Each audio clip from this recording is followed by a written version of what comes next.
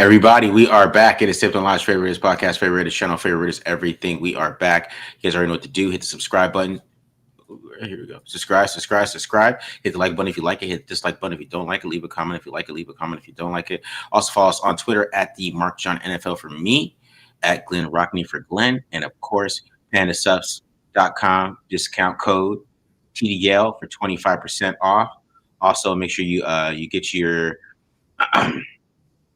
Bo Jackson Tecmo Super Bowl here. Go ahead and check out that code if you're just joining us.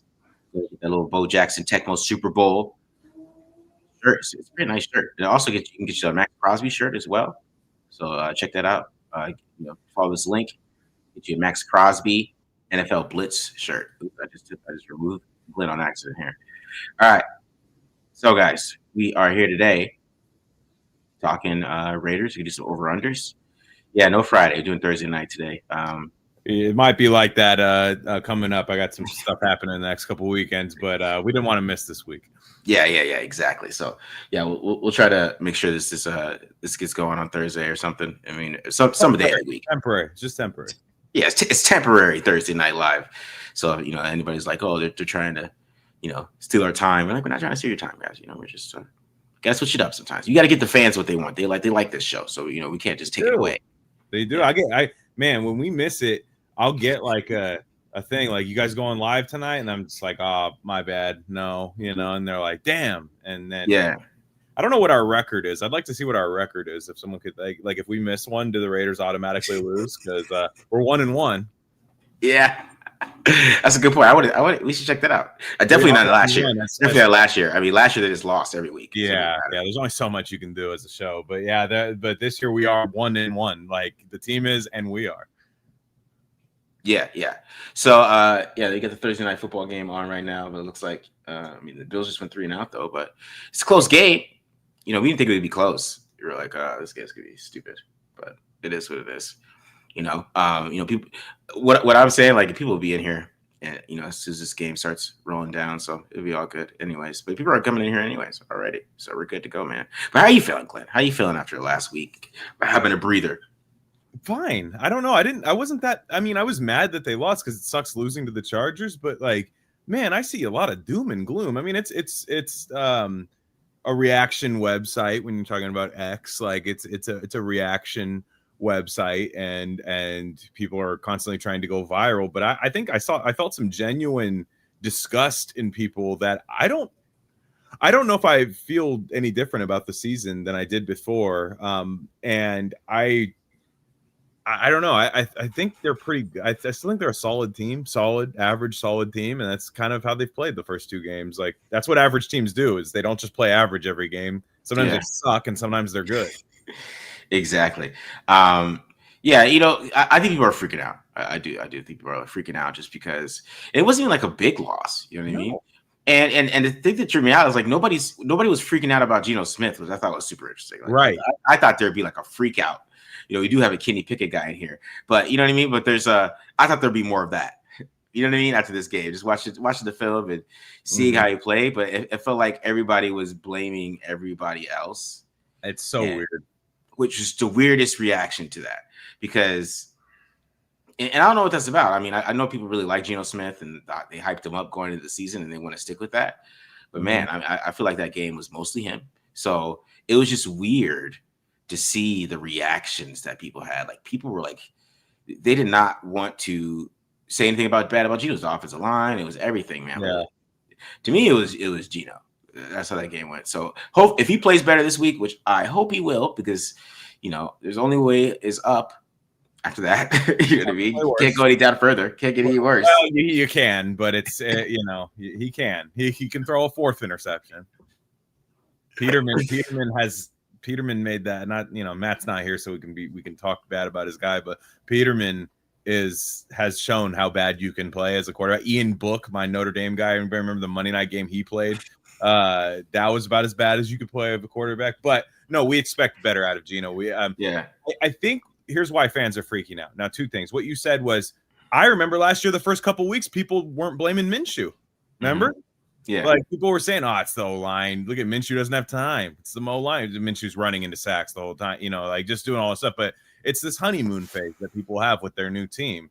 O-line O-line are basically the refs of your offense. Like whenever anything goes wrong on offense, it's the O-line right off the bat. It's just immediately it's the O-line. Same thing in a game, it's the refs. It's the refs of the team.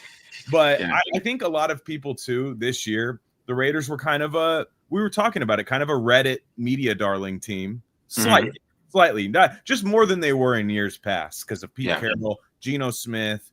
Film people like the Raiders a little bit more than they did in years past. And I think a lot of teams expected Gino throwing 500 yards, big plays, Dante Thornton high stepping into the end zone, Ashton Genty 120 yards a game, bouncing off of people left and right. And when that doesn't happen right away, when you don't get that instant satisfaction, you start questioning every decision your team made. I'm still fine with the way they're constructed right now. I think I don't think they're a playoff team this year. I didn't before the season started, but I still think they're moving in the right direction. They haven't mortgaged anything for their future. And I saw people are down on the draft class because they're not playing. I think people need to understand that it's okay if your draft class doesn't get meaningful snaps in the first 2 weeks. It's a lot of new to Raider fans. I think they needed it to go a certain way after a lot of hype. Yeah. And I think with the first game, get everybody hyped, right? Because they, most of the Raiders fans going into the first game, they thought they were going to get their butt kicked by the Patriots, which I thought was crazy. The Patriots. I mean, you see the Dolphins playing a little bit better tonight. The Patriots are a 6-11 team, and the Raiders right now are like an 8-9 team, right? So yeah, we're going to beat them. Cool. Yeah. But the Chargers, you got to play a little bit better, and that's my thing too, is you could tell they're going to beat some teams that they shouldn't beat, and they're going to lose games that they shouldn't. There's going to be some games where, Gino's just going to be bad. Yeah. So because his problems, they can't be fixed. I'm trying to, I can't give you like what I was saying. I can't give you like optimism because he's 35.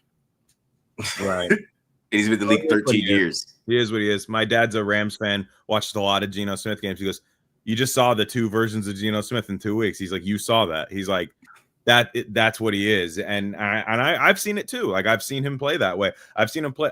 To me, I guess since I'm a Raider fan and it's on my team and you're watching it just like with a hawk eye, when it's your own team, you're like, wow, is it always this bad? And I'm like, and then I was thinking about it, I'm like, yeah, he's had a few of those games. Like, I've watched it, and that's always what's stopped him from becoming amazing. And, right now, I think people thought I was joking, but I actually think that they are a quarterback away, from really competing. Like, I'm talking, it's not just any quarterback. People see what the Bears are with Caleb Williams. It's not just any quarterback. Yeah. I just think, if they get the guy, they have weapons for him to throw to, and all that. And I'm still not ruling out Geno Smith going on a crazy 6-game run where he just goes nuts. He definitely can.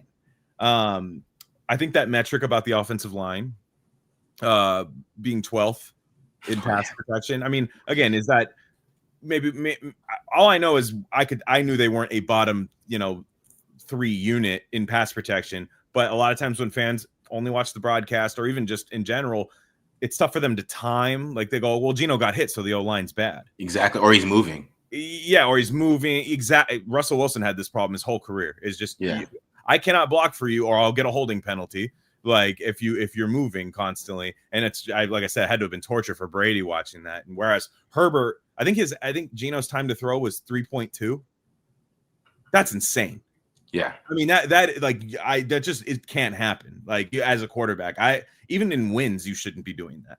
Like, and I think those are correlated. So, for me, it's a Gino problem for sure. People thought it would bring stability to the quarterback position, which it does. He's not Gardner Minshew, right? He's not. Yeah. It does bring that level of stability to it. However, I think there's still a lot of volatility to his game-to-game play that I think fans just aren't used to yet. Yeah. I get somebody's question, but actually, when somebody asks, "Is damn Gino that bad?" He's not. It's not that he's not that bad. It's just you could tell that he probably. And I'm going to look at it. I really didn't look at it. Go look at it historically, but you could tell he plays bad against good defenses, because the thing is, against like a good or great defense, like, he's so pre-snap. Everything is predetermined pre-snap. and he's going there. Like like the Jacoby Myers throwing an interception. Like if you look at it pre-snap, it's okay. I got cover 2. I got a seam guy right against a hole player. You know that player is Derwin James. He probably should have went somewhere else, but you could see what he's thinking. Like pre-snap, I get it what he sees. Like sometimes I don't, but he is a pre-snap guy, and he's gonna go there.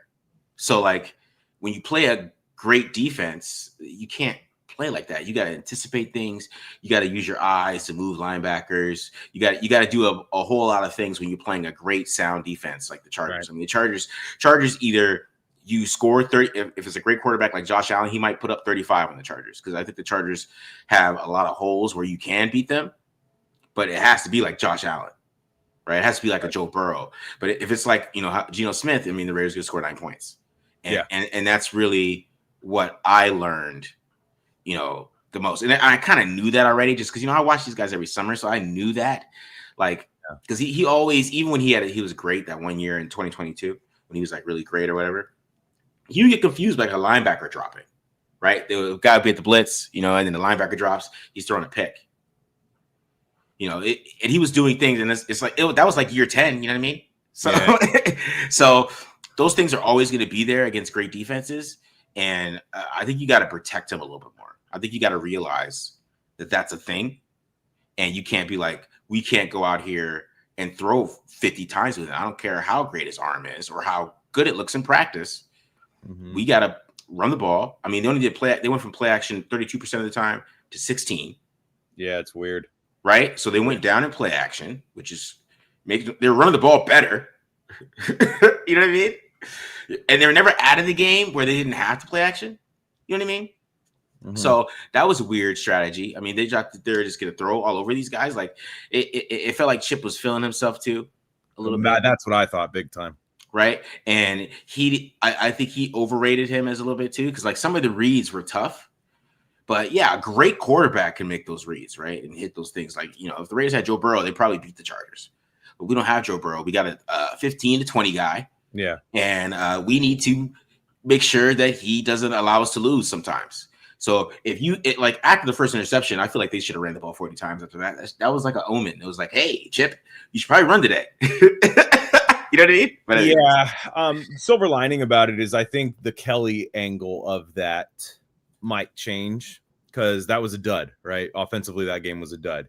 And you had one in prime. You have one in prime time, Monday Night Football. You throw the ball 42 times. I listened to Chip's press conference today. He gives away a lot of information. It's different than a McDaniels or anything like that. He tells you everything he's thinking, it seems like, or at least, you know, in terms of usage for people. And I was listening to him today, and I don't know. He's like being conservative with Genty, which we'll talk about Genty in a little bit. That feels like that's his call to be conservative with Genty, and his and only his, in my opinion. Mm-hmm. And yeah, that's the big thing to me is the way I saw the Raiders winning was being a like 55-45 split run to pass. That's how I thought they were going to win this year, like on offense. And I thought the passing plays would be efficient, and I thought those looks would be open down the field.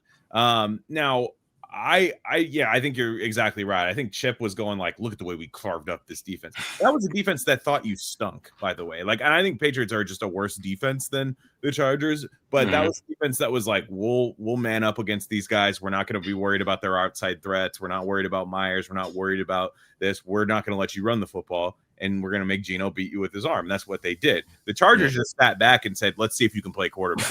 Exactly. And he didn't. So it's again, that's year 10. When you see those coverages, you have to be like, it's gonna be a boring night of hitting, you know, Michael Mayer, Jacoby Myers, Trey Tucker, you know, all of this stuff, blitz beaters, just things like that. Yeah, I do think Chip, his passing game, the way he calls the passing game, I don't have a problem with, but to me, it's just the like, hey, you know, all I hear about is Chip wants to run the ball. It's like I felt like he hates running the ball after the first 2 games of the Raiders. People can blame the line, but I think you got to let these people get into rhythms. You know, like they don't ever get into a rhythm running the ball. They'll run the ball twice. The minute one doesn't go, they don't get stubborn about the run. They get stubborn about the pass, which I hate. Yeah, yeah. I mean, just passing game is really good. Mm-hmm. It's really good, man. His play calls aren't bad. I think at the run, there's something there. I think the run is a little predictable. The guys are jumping it too much, right? Yeah. Like when people are jumping it like that, that means your run game is like people know when you're gonna run the ball, especially when Ian Thomas is in the game. And Ian Thomas needs to be cut. No, I know. Okay. One, he needs to be cut because I like every negative 5 yard run that you could think of the last two games. He was on the field and he had something to do with it. He needs to be cut first of all, and they need to stop putting him in the game. Yeah, that's what I'm saying. We talk about we get on the O line a lot for the run game, and they're not doing really well. And there's some guy on Instagram who's breaking down the O line who showed their worst plays, and but I think in the run game they actually did a lot better this game, and I think Glaze is doing really well. Like Glaze didn't get made fun of. Tell you that right now. He's doing pretty damn well over there. Colt Miller's still doing really well. So they just gotta, Michael Mayer every once in a while. But Ian Thomas is terrible. I don't know why he keeps playing. Like he is literally awful run blocking. He has not made a good block all year, Glenn. He's terrible. I'm serious. Like every negative 5 yard run you could think of, he was there. He was in the game. Wow. Besides the Meredith one, with Zamir White. But yeah, man, he is god awful. But they keep playing him. I don't know why. Yeah, I know. And he was like kind of a guy that like all year you'd hear, in the press conferences, and they go, "Yeah, we got Mayer and Bowers, but don't you forget about Ian Thomas." I'm like, well, we can't forget about Ian Thomas now for other reasons. Like it's interesting too because that's a position you could replace like relatively not easily, but like. Blocking tight ends can be found they literally don't need him to catch the ball. Like they really don't. Like they have 2 tight ends that can catch the football. And I will say I haven't watched the all 22 like you have, but I have unfortunately been a little disappointed with my guy Mayer in run blocking. He seems like and on screens like those short yardage when they would swing it out to Genty, it's like Mayer, I just gotta get you.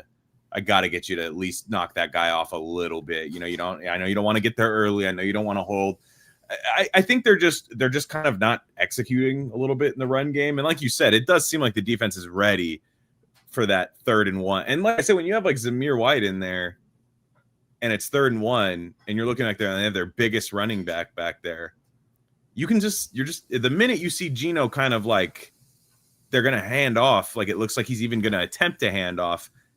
It's like, I just don't understand the personnel usage. And with Chip Kelly, I think the thing we have to realize, and this is something it's not like something we need to agree with. I think this is bad, in my opinion, is that he had 2 running backs at Ohio State that were both very good. Henderson and Judkins, and the guys were drafted in the same round, basically, right? Mm-hmm. Both. They both. Henderson actually hasn't really looked that good, but Judkins looked great last weekend. Yeah, the guys are like good, and he used them to conserve them to be good for like down the stretch. Now, I think with Genty in the NFL, it's a little bit different. It's just like we might have like 5 years of this guy. Yeah. Like realistically, like there's just not a lot of Derrick Henrys out there, like or Saquons or anything. We hope he's that, but realistically, pound the rock with this guy. Like when you watch Genty, I said this on the reaction. Any game you watched of him, it was 3-yard run, 4-yard run, 2-yard run, 7-yard run, 3-yard run, 2-yard run, gone. You know what I mean? Like, because the defense was like, God, I'm tired of hitting this little motherfucker. Like, I'm tired of this, And that's kind of how it has to work with Jen. Like, if you draft him at 6, that's kind of like has to be your approach, in my opinion. And that's my problem with Chip Kelly. It's less about the play calling and more about the personnel. Yeah. You got to, when you have somebody playing too high like that, man, you got to run the damn football. Like, especially when you're running it well. Like, they weren't running it bad. You know what I mean? Like, and there's always like a sign that maybe he could break one at some point. You know what I mean? Yeah. So. And I think he got like Genty got like a little bit in the doghouse, in my opinion. I was on because Pete Carroll mentioned it when he went the wrong way on the handoff. And to me, it's like, man, if Pete Carroll, you are a guy that likes to play rookies. Like you cannot limit this guy because he makes one mistake. Like you can't do the Belichick thing if you like playing rookies. Yeah. Like Belichick, I feel like he didn't like the guys playing the guys. And so when one would fumble or something, he'd be like, get him out of here. This is why I don't play rookies, or something where you have to, you got a young team. You wanted a young team. You sold off a lot of you didn't re-sign a lot of the free agents, which again, none of them seem to be playing all that well, to be honest. Hobbs has been okay for Green Bay, but None of them seem to be playing that well. That's all fine and dandy, but like there's going to be growing pains with a young roster, including your number 6 overall pick. There's not a lot of rookie running backs that look good right now. I was not impressed with Omarion Hampton. Travion Henderson hasn't been impressive to me. Caleb Johnson, what did he do with the Steelers? He's the rules. This running backs as kick returner thing, I don't think that's going to last beyond halfway through the season because they stink. Running backs as kick returners. That shit was hilarious. I mean, they stink. Zamir White stinks at it too. It's like I know. Yeah, like this whole like they have division. I don't know. It doesn't seem that way. I just don't think that's their game. Yeah. So to me, I just think with Genty, it's okay. Like I still think Genty. I see enough of his movement skills, the physicality. He has good hands, and you're just like he's gonna be okay. People are saying they don't see the explosion. I disagree. I just disagree. You have to use him a lot. The explosion comes after he wears the defense down and people just can't tackle him anymore. Like that's all over his tape. It was not just him averaging 13 yards a carry because he was getting 13 yards every run. It was just chunk, like little run, big run, and then just like a couple in succession, like that. He is a guy that wears you down. That's his style of running. He isn't Saquon Barkley. Nobody has comped him to Saquon Barkley. Like that's not what he is, but and again, he doesn't have to show that week 2. You don't have to see, that's not like required of a rookie player to show that week 2 either. Yeah, and we don't know what he looked like in that game if he got more carries because he was running the ball pretty damn well. I mean, 11 carries, 43 yards, so over 4 yards a carry, right? So, I mean, if you get 4 yards a carry every, that's a first down, right? So they should have kept giving him the ball, and then we would have found out, I think, a little bit. How they're running in that game. All right, so let's get to some of these questions, and we'll just talk about his usage a little bit more here. Yeah. So Mariota revenge game. Is it a Mariota revenge game? He hasn't practiced yet this week. Jaden Daniels has not practiced yet this week. They're saying they're going to see about tomorrow. I don't know. At this point, I kind of want Daniels on the bum knee. Yeah, Daniels hasn't played well this year so far. He has not looked good the first couple of years. I mean, he's a great player. I'm just saying this right now. He's not playing his like best football. I didn't think he played that good against New York when they won, and I mean, Green Bay looks like the best team in football right now. So he didn't look good against them either, in my opinion. Yeah.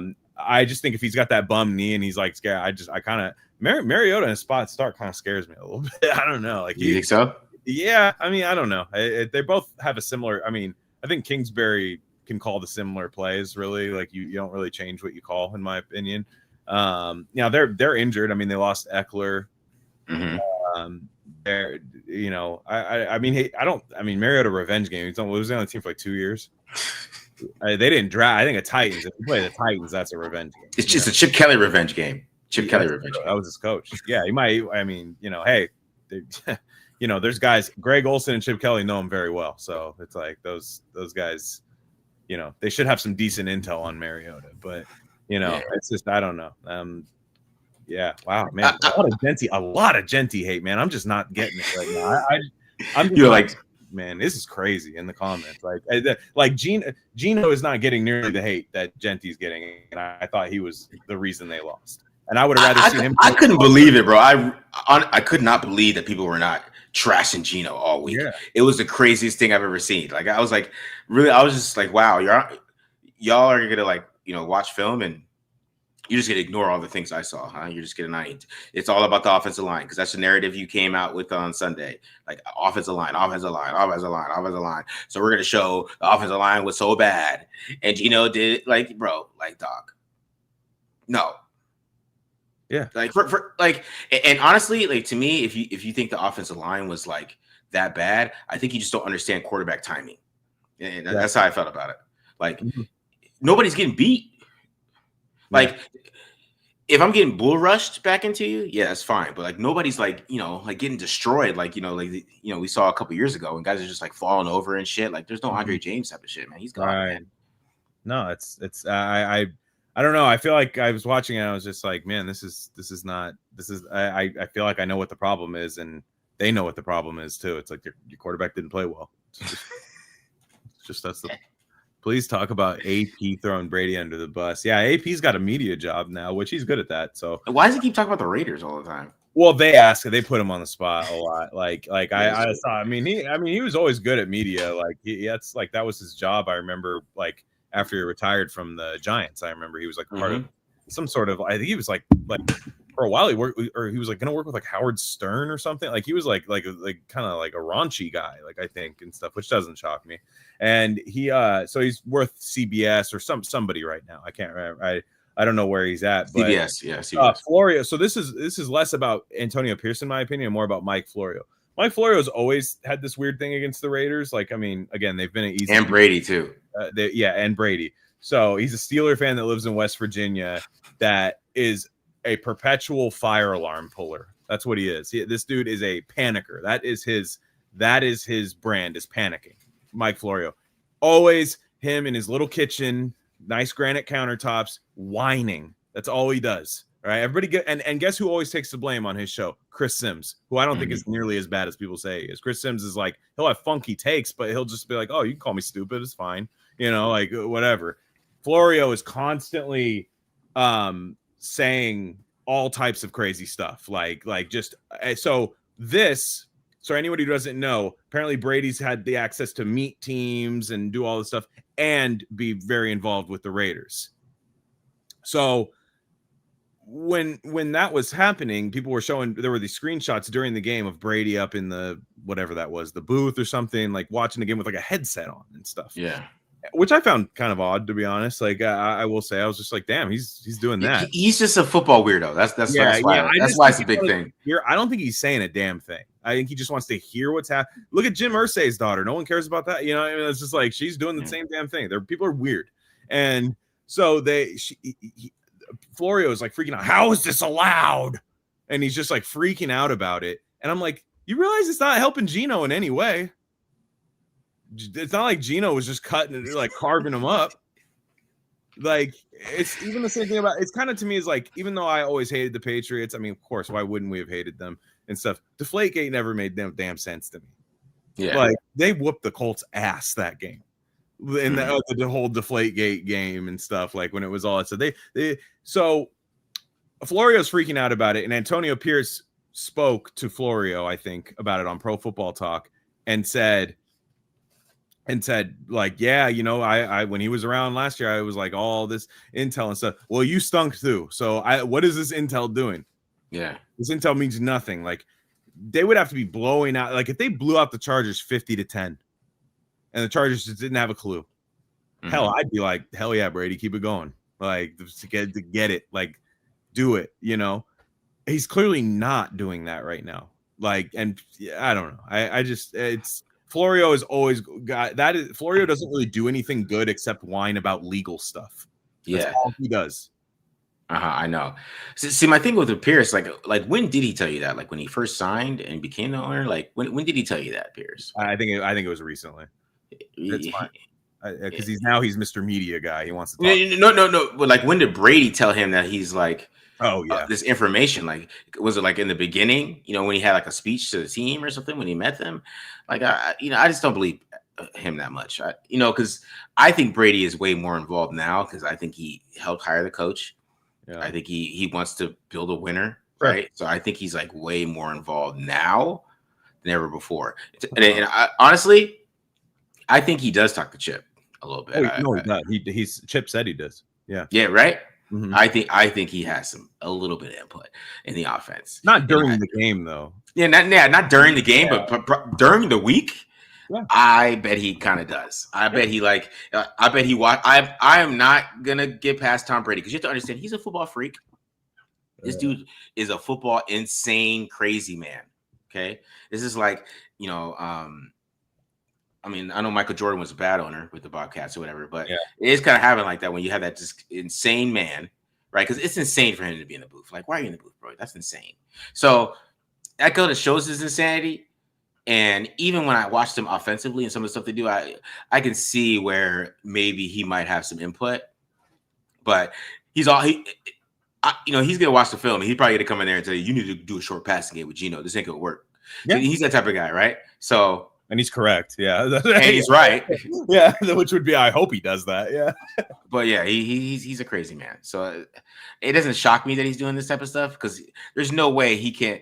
It probably just like hurts him inside that he can't do something. Yeah, he was never going to be hands off. We knew that. Like, there's no way you do this and just go like, "Oh, guys, ignore me, old Tom. I'm not doing any of that." Like, so I just mean the whole like intel. Like, hey, I talked to so and so, and when they say Nebraska right, kill, that means it's going to so and so. I don't think that's happening. I would love for it to be happening. I would love for that. Make no mistake. I want to cheat and win. Like, please do it. And let Florio be the guy crying about it. It never leads to it. Florio doesn't make anything happen. Yeah, they can do that. Tom Brady at this point. Part of a human. Like, I just really don't like Mike Florio. He's always whining. Whether it's Aaron Rodgers, whether it's Brady, whether it's all of these people, never the Steelers, because he's a Steelers fan. So it's just like, get over yourself, man. I just don't like legally like football people. Like, it's not the content I go for. Isn't he like a lawyer? That's all he does. That's former lawyer, current football guy. He's always just like that type of thing. It's like, great, man. Like, we would like, let's get Neil. You suck at law or something? Isn't it like, doesn't it pay more money to be a journalist than like? Which you wonder what they never say what kind of law either. It could be like Sweet James or something like like some injury attorney, which that should pay out too. But you never know. Like, he might have hit it big and then was just like, he's on with NBC. I mean, he's clearly making some money, but yeah, I can't. Like, you go through the comments and even people who aren't Raider fans who will just be like, Flora, who cares? Who cares? And I think a lot more people are just mad that like Antonio Pierce is snitching than any of that. But to me, this is a Florio thing. This is like a help me build my case to take down Brady. He was mad the minute Brady became minority owner. Yeah. Because of his Fox deal. Like, that was to him. This is just, he thought he was rid of Brady as a Steeler fan. He thought he was like done, that he thought Brady had no influence on the NFL anymore. And now it's just, again, it's dumb. Yeah. All right. Why didn't they run Genty more and no more Zeus, please? Oh, this is a good transition. Good transition here. Sorry. So keep asking your questions, guys, and stay here. We're getting to your questions, guys. I promise. We're gonna get to your questions. So keep asking the questions. All right. Ashton Genty usage is a talk of the what I would say the town, because everybody's mad that Zamir White got a lot of run here, which I thought was super interesting. I still have this theory. They're not saying it, and I can't confirm it. I have this theory that he's hurt. I don't see it. I know a lot of people just like say they don't see it, but like after that first run, like on the first snap, he had a good block against Khalil Mack. And then after that first run where he put his shoulder down, that same shoulder that he attacked that one dude, Gilman on the 49ers or whatever. The 49ers. Oh, that one. Yeah. And he hurt his shoulder. Remember Lenore. Yeah, right. And he put that same shoulder down, and then he didn't want to block anymore. So like, I still think there's something to that, and they don't want to tell us that. And it's weird because it's not like a big injury that you can really talk about. I guess maybe it's not something that you feel he'd be on the injury report, but this happens. You do right? have it happens though, man. Trust me, more than you think. The way they try to certain guys, they'll like maybe they'll especially if they're not saying anything. Right? He's just playing through it and acting like it's not there. But it was just super interesting to me just watching the film. The first block he has is a great block. It looked just like he did against the Patriots on Khalil Mack, who, he's not the same guy, but he's still Khalil Mack. And then he just doesn't want to block anymore after that. And it was like, it was weird. It was all after that hit. So I still think there's a little bit to that. But I know they're saying that he wants to use like Zamir White, and I don't still believe it. Maybe that's just me in my mind. Like, I don't believe that anybody would want to use Zamir White over Ashton Genty, but maybe I'm just wrong. They do. But what are your thoughts, Glenn? They do like Zamir White. I mean, nobody bought lower on Zamir White stock than Chip Kelly and Pete Carroll this offseason. I mean, I didn't even think you could have even traded it for. I didn't even think you could have got anything for him in a trade after last year. I don't know. I mean, you look, maybe there's something, but it's obviously not enough for him to be out. So, you know, and he did still come in times during the game on passing downs too, mind you. Like he did still come in. And I think if you're, you know, these guys have Chip Kelly and Pete Carroll combined 130 years of age at this point. Like they know that, you know, if your running back's not going to block because he's hurt, you're not going to play him during those passing downs. Now, Chip Kelly was saying, look, we were down, which I think is bullshit. This was like a dumb excuse. He was like, we were down 17-6 at the half. So that's why you didn't see as many run plays. I'm like, you guys took 10 minutes to score in the third quarter to get 3 points. Like, you guys were they were trying to do a hard count at the end of the third quarter. That was what was bothering me. I'm like, run a play. You know, like run a play, get this going. I just had a lot of problems with the pacing and the game plan and all of this separate of Gino. But with Genty, to me, I think you're gonna have to hand him the ball and let him be the focal point of your running attack. And to be honest, your best players are Genty, Brock Bowers, and Jacoby Myers. Like, I don't think Chip Kelly understands that this is a stars league. I just don't. He went with Shady McCoy. He wins the rushing title and trades him the year after. Ohio State, and in college, it's a little easier when you're in Ohio State and you can just rotate running backs constantly and you have 5 stars there and you have your great offensive line and it doesn't really matter. I don't think he understands what a stars league this is, you know, like, and he's trying to get Dante Thornton the ball all the time. Like it just seems like that holds up the offense a lot of times too, is like throw it to 10. There's only 4 guys on the planet to ever exist like him, you know, throw it to 10. And I think he's getting cute. I think they're like saving him. And I think what he wants to do is open up early, get a lead, and then pound the rock with Genty later. Where in my opinion, get the lead with Ashton Genty. Yeah. Get the lead with him. And then, I mean, to me, I would activate Raheem Mostert personally. I don't like. And I would use Dylan Laube in the passing situations. I mean, I thought his one little rep where he got the pass, I was like, wow, that was a nice little burst you had there. That was nice. That was a good first down. I'm just not a fan of what they've been doing with him. And if he's hurt, you got to put him on the injury report. I mean, really, what are you really doing in a guy in his second game trying to hide injuries in a guy in his second game? You know, a guy who you took. It's the first big pick of this administration. And I think you have to he needs 20 touches a game, at least. Pass game, run game, it doesn't really matter to me, but he needs 20 touches a game. We need to know there's the thing. That's my problem with the fans saying he's Trent Richardson here. We need to know. We need to know if he is, which I don't think he is. I would bet good money that he's not, but we need to know. And it's dumb to just treat him like, you know, he's just any other guy, any other running back. It really bothers me. Yeah. NBZBX doesn't like that I said that I think he's injured. I honestly, I thought he's injured for a while. I thought he had just since that play, he just hasn't looked the same. And you know, even with the way he runs at certain times, it's kind of he just doesn't look how he looked in that before that hit happened. Like you watch him in the preseason, he was all, you know, just very explosive. I know the Seahawks game, you know, they couldn't block as hell, but the 49ers game, he looked really explosive, and then he got the injury, and then he hurt his shoulder, and he couldn't move his shoulder coming off the field, but he kept playing. So I just, you know, some guys they get banged up, and then it happens. But especially at running back position, easy to keep wanting to play. But I think that's why it might be part of the reason why they're trying to protect him too, to keep him healthy, right? Because he is a psycho man. But before I get to anything else, I just want to say Chip Kelly has the longest quotes in a presser. I try to pull up his presser quotes. I've never seen. He talks. Yeah. No, he talks like too much. Like if I was Pete Carroll, I'd be like, Pip, shut up. Like it's actually fascinating. And I think there's a reason. Remember when I said he didn't do many training camp press conferences? I almost wonder if they just didn't let him. If they didn't make him available. They're like, no, Chip will go out there and he'll be like, yeah, anyways, you want to see my play sheet? You want to see? Like this is what we got going on for Washington. You guys want to show it to Vinny and stuff like guys. I just feel like that's what he does. Like it's crazy. Like he'll tell you every plan. Like just. But he's one of those guys. He's like, I want to use every aspect of my roster, all of them. Which get Jack Bech some reps if you want to work the short game. You know what I mean? Like just would like to see that a little bit.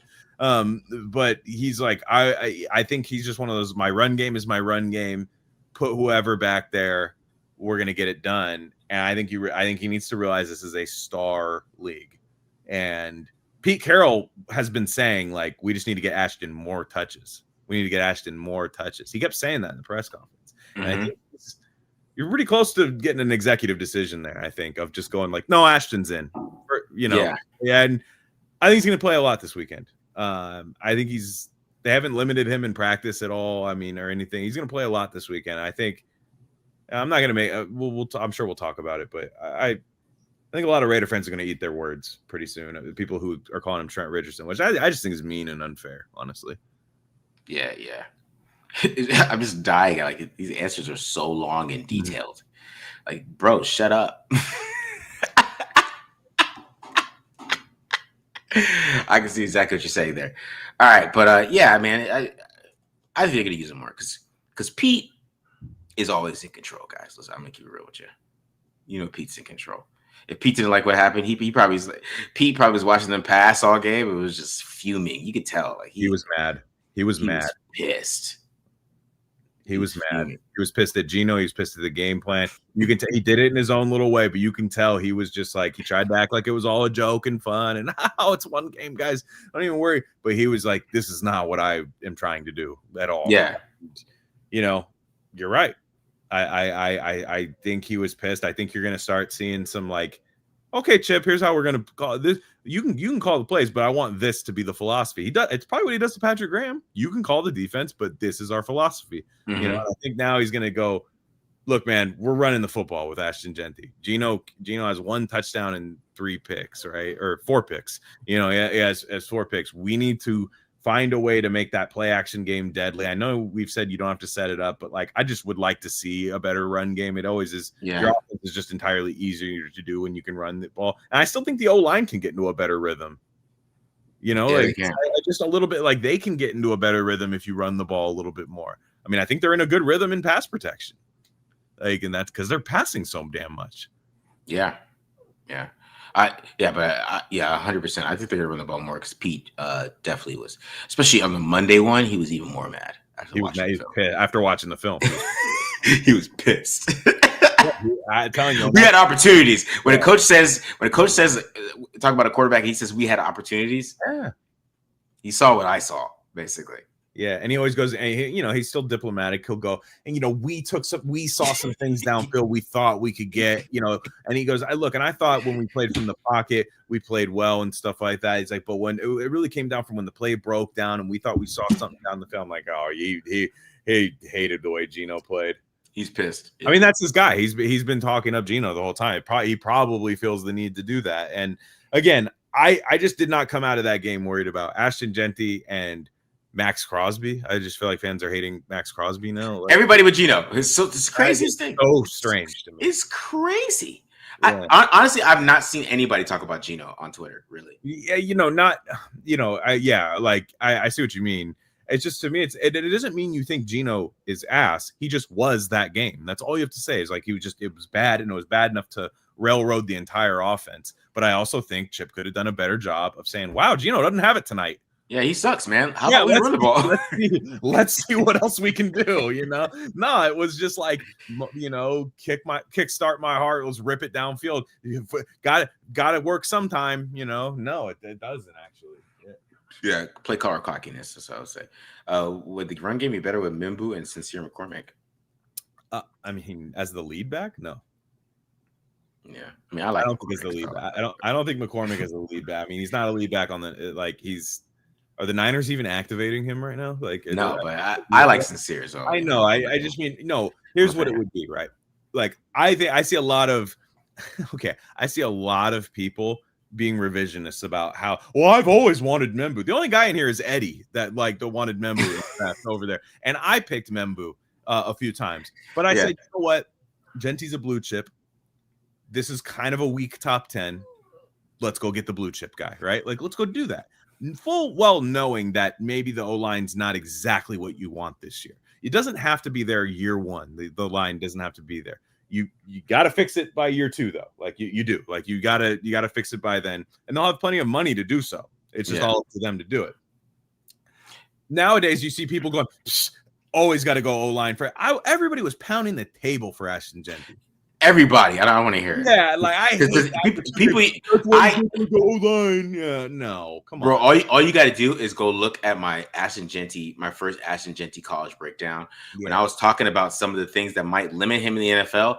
Oh my God, that was the most comments I've ever gotten in a video. People were mad, pissed, just because I was saying that he might not have those jump cuts that you really like, and you got to make sure you run the right system with him to maximize his talents.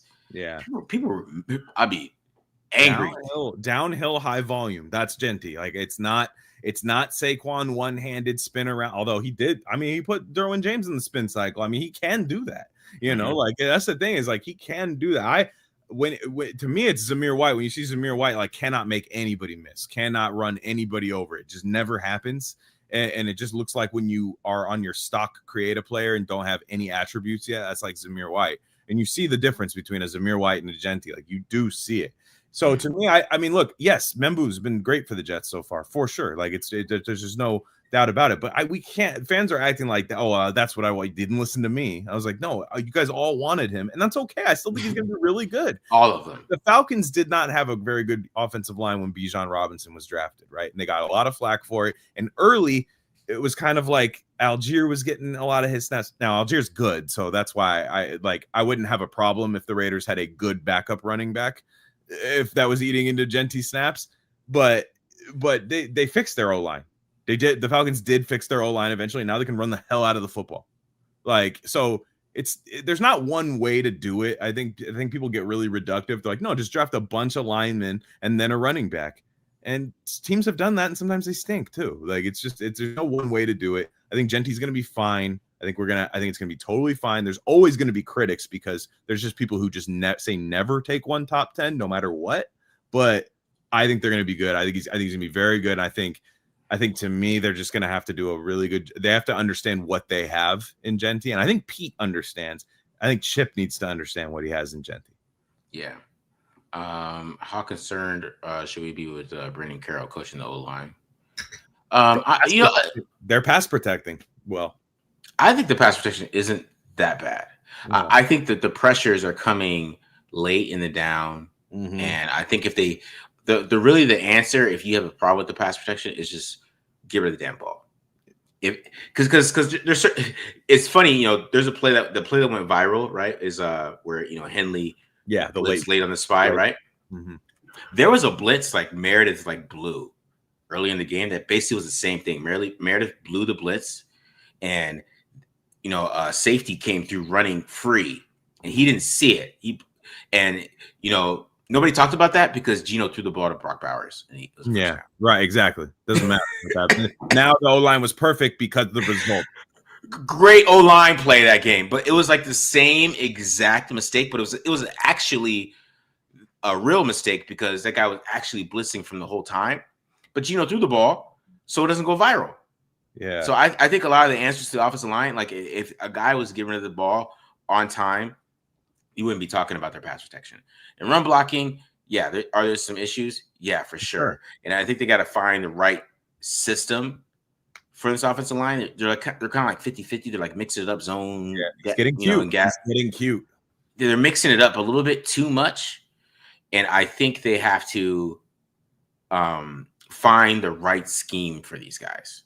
And just stick with that scheme, and then add in a little zone or whatever. Like, I think they should go power because I think that's Genty's best fit. Yeah. But I think Chip wants to catch everyone off guard rather than do what people are good at, and that's my biggest problem. Is that the element of surprise is fine. Don't get me wrong, but oh damn, Tua just lost the game. Woo! That was bad. But yeah, damn, they got people talking about Gibbs being a system product. I'm like, Jahmyr Gibbs is a beast, first of all. I that's my thing, is like I think Genty is just a little different, and I don't know. Fans really, like, everybody knew that Genty was good until like last game, the last two games. Now they're like, he's bad. It's bad. Yeah, I just no, he's good. Now JPJ was having issues too, so it's like when JPJ comes back, and it seems like he kind of has a problem with concussions. I don't know. Like that's I don't know. I'm starting to think JPJ might not be a part of this. How do you get concussion in practice? I was thinking about that. Being stupid, I think. Honestly, I didn't see the play. Maybe there was a play, but they don't film these practices. But I get the idea. It was like, I don't know, something ain't right with him. Like it's just I don't know. Something is wrong. Maybe it's just not the right team for him. I have no idea, but I think they're going to be heavy into the guard market this offseason. That's just what you have to do. I'm not sure your guy Parham's doing all that well either. No, he's not. Yeah, I don't know if that weight gain's really showing up there. He didn't lift with it. I just say that. No, that's what I mean. It's like, the DoorDash element was there, but maybe not the. It's not muscle, guys. It's not muscle. Yeah, DoorDash and video game. Trust me, as somebody who's done that doesn't work. Yeah, that doesn't. I could not hold up in run protection after that regiment. But no, I think they're decent on the tackles. I think they're decent. I mean, Colt Miller's good, but I think, like you said, Glaze in the run game seemed all right. The Glaze is still one of those guys. If you get a quick Harold Landry style rusher, it's gonna kick his butt. I think Glaze is playing pretty good. Yeah, to be honest. I just think a certain guy's gonna give him problems. Yeah, certain guys are gonna give him problems, but I think with the quarterback who gets rid of the ball, like we wouldn't be talking about some of these things. Exactly. Honestly, we wouldn't be talking about Parham. Because Parham was doing so good against Mitchell Williams first half, and then Mitchell Williams was just like, you know what, you are not strong, and then he ran through him, and then the Chargers didn't even try to go by him; they just ran through him. But I still think with bull rushes, they're still slow, so the quarterback's got to. If he can get rid of the ball, you can avoid bull rushes a lot, right? He's not getting like just pushed back into Gino like automatically. I'm telling you, if Gino's giving the ball quicker, we wouldn't even notice half of these things. That's the problem. That's the problem I have, though. Yeah, like I said, just to me, it's just they're gonna have to find an identity. I think is really what we're saying here is find an identity. Your O-line, like, if you just run power, just run that power and go downhill. Like, ironically, it's like the like Josh McDaniels shit would work really well with these guys. Like just that Josh Jacobs downhill stuff, because I think Genty is creative as a runner, but just get him going downhill. I think a lot of this stuff corrects itself, but I think Chip's just getting really cute right now, trying to mix it up constantly where his own team doesn't get in a rhythm.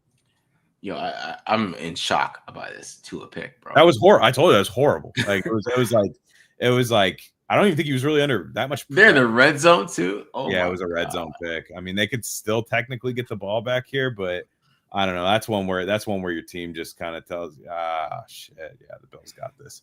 Ooh, man, that was bad. Did you see Jack Jones? Jack Jones was getting his butt whooped tonight too. My gosh. Yeah. All right. So how about Chip Kelly and his play calling through 2 games? I think he calls a great passing game. Yeah. I'll say that. He needs. The run game is a little predictable, and I think his personnel thing with more with him.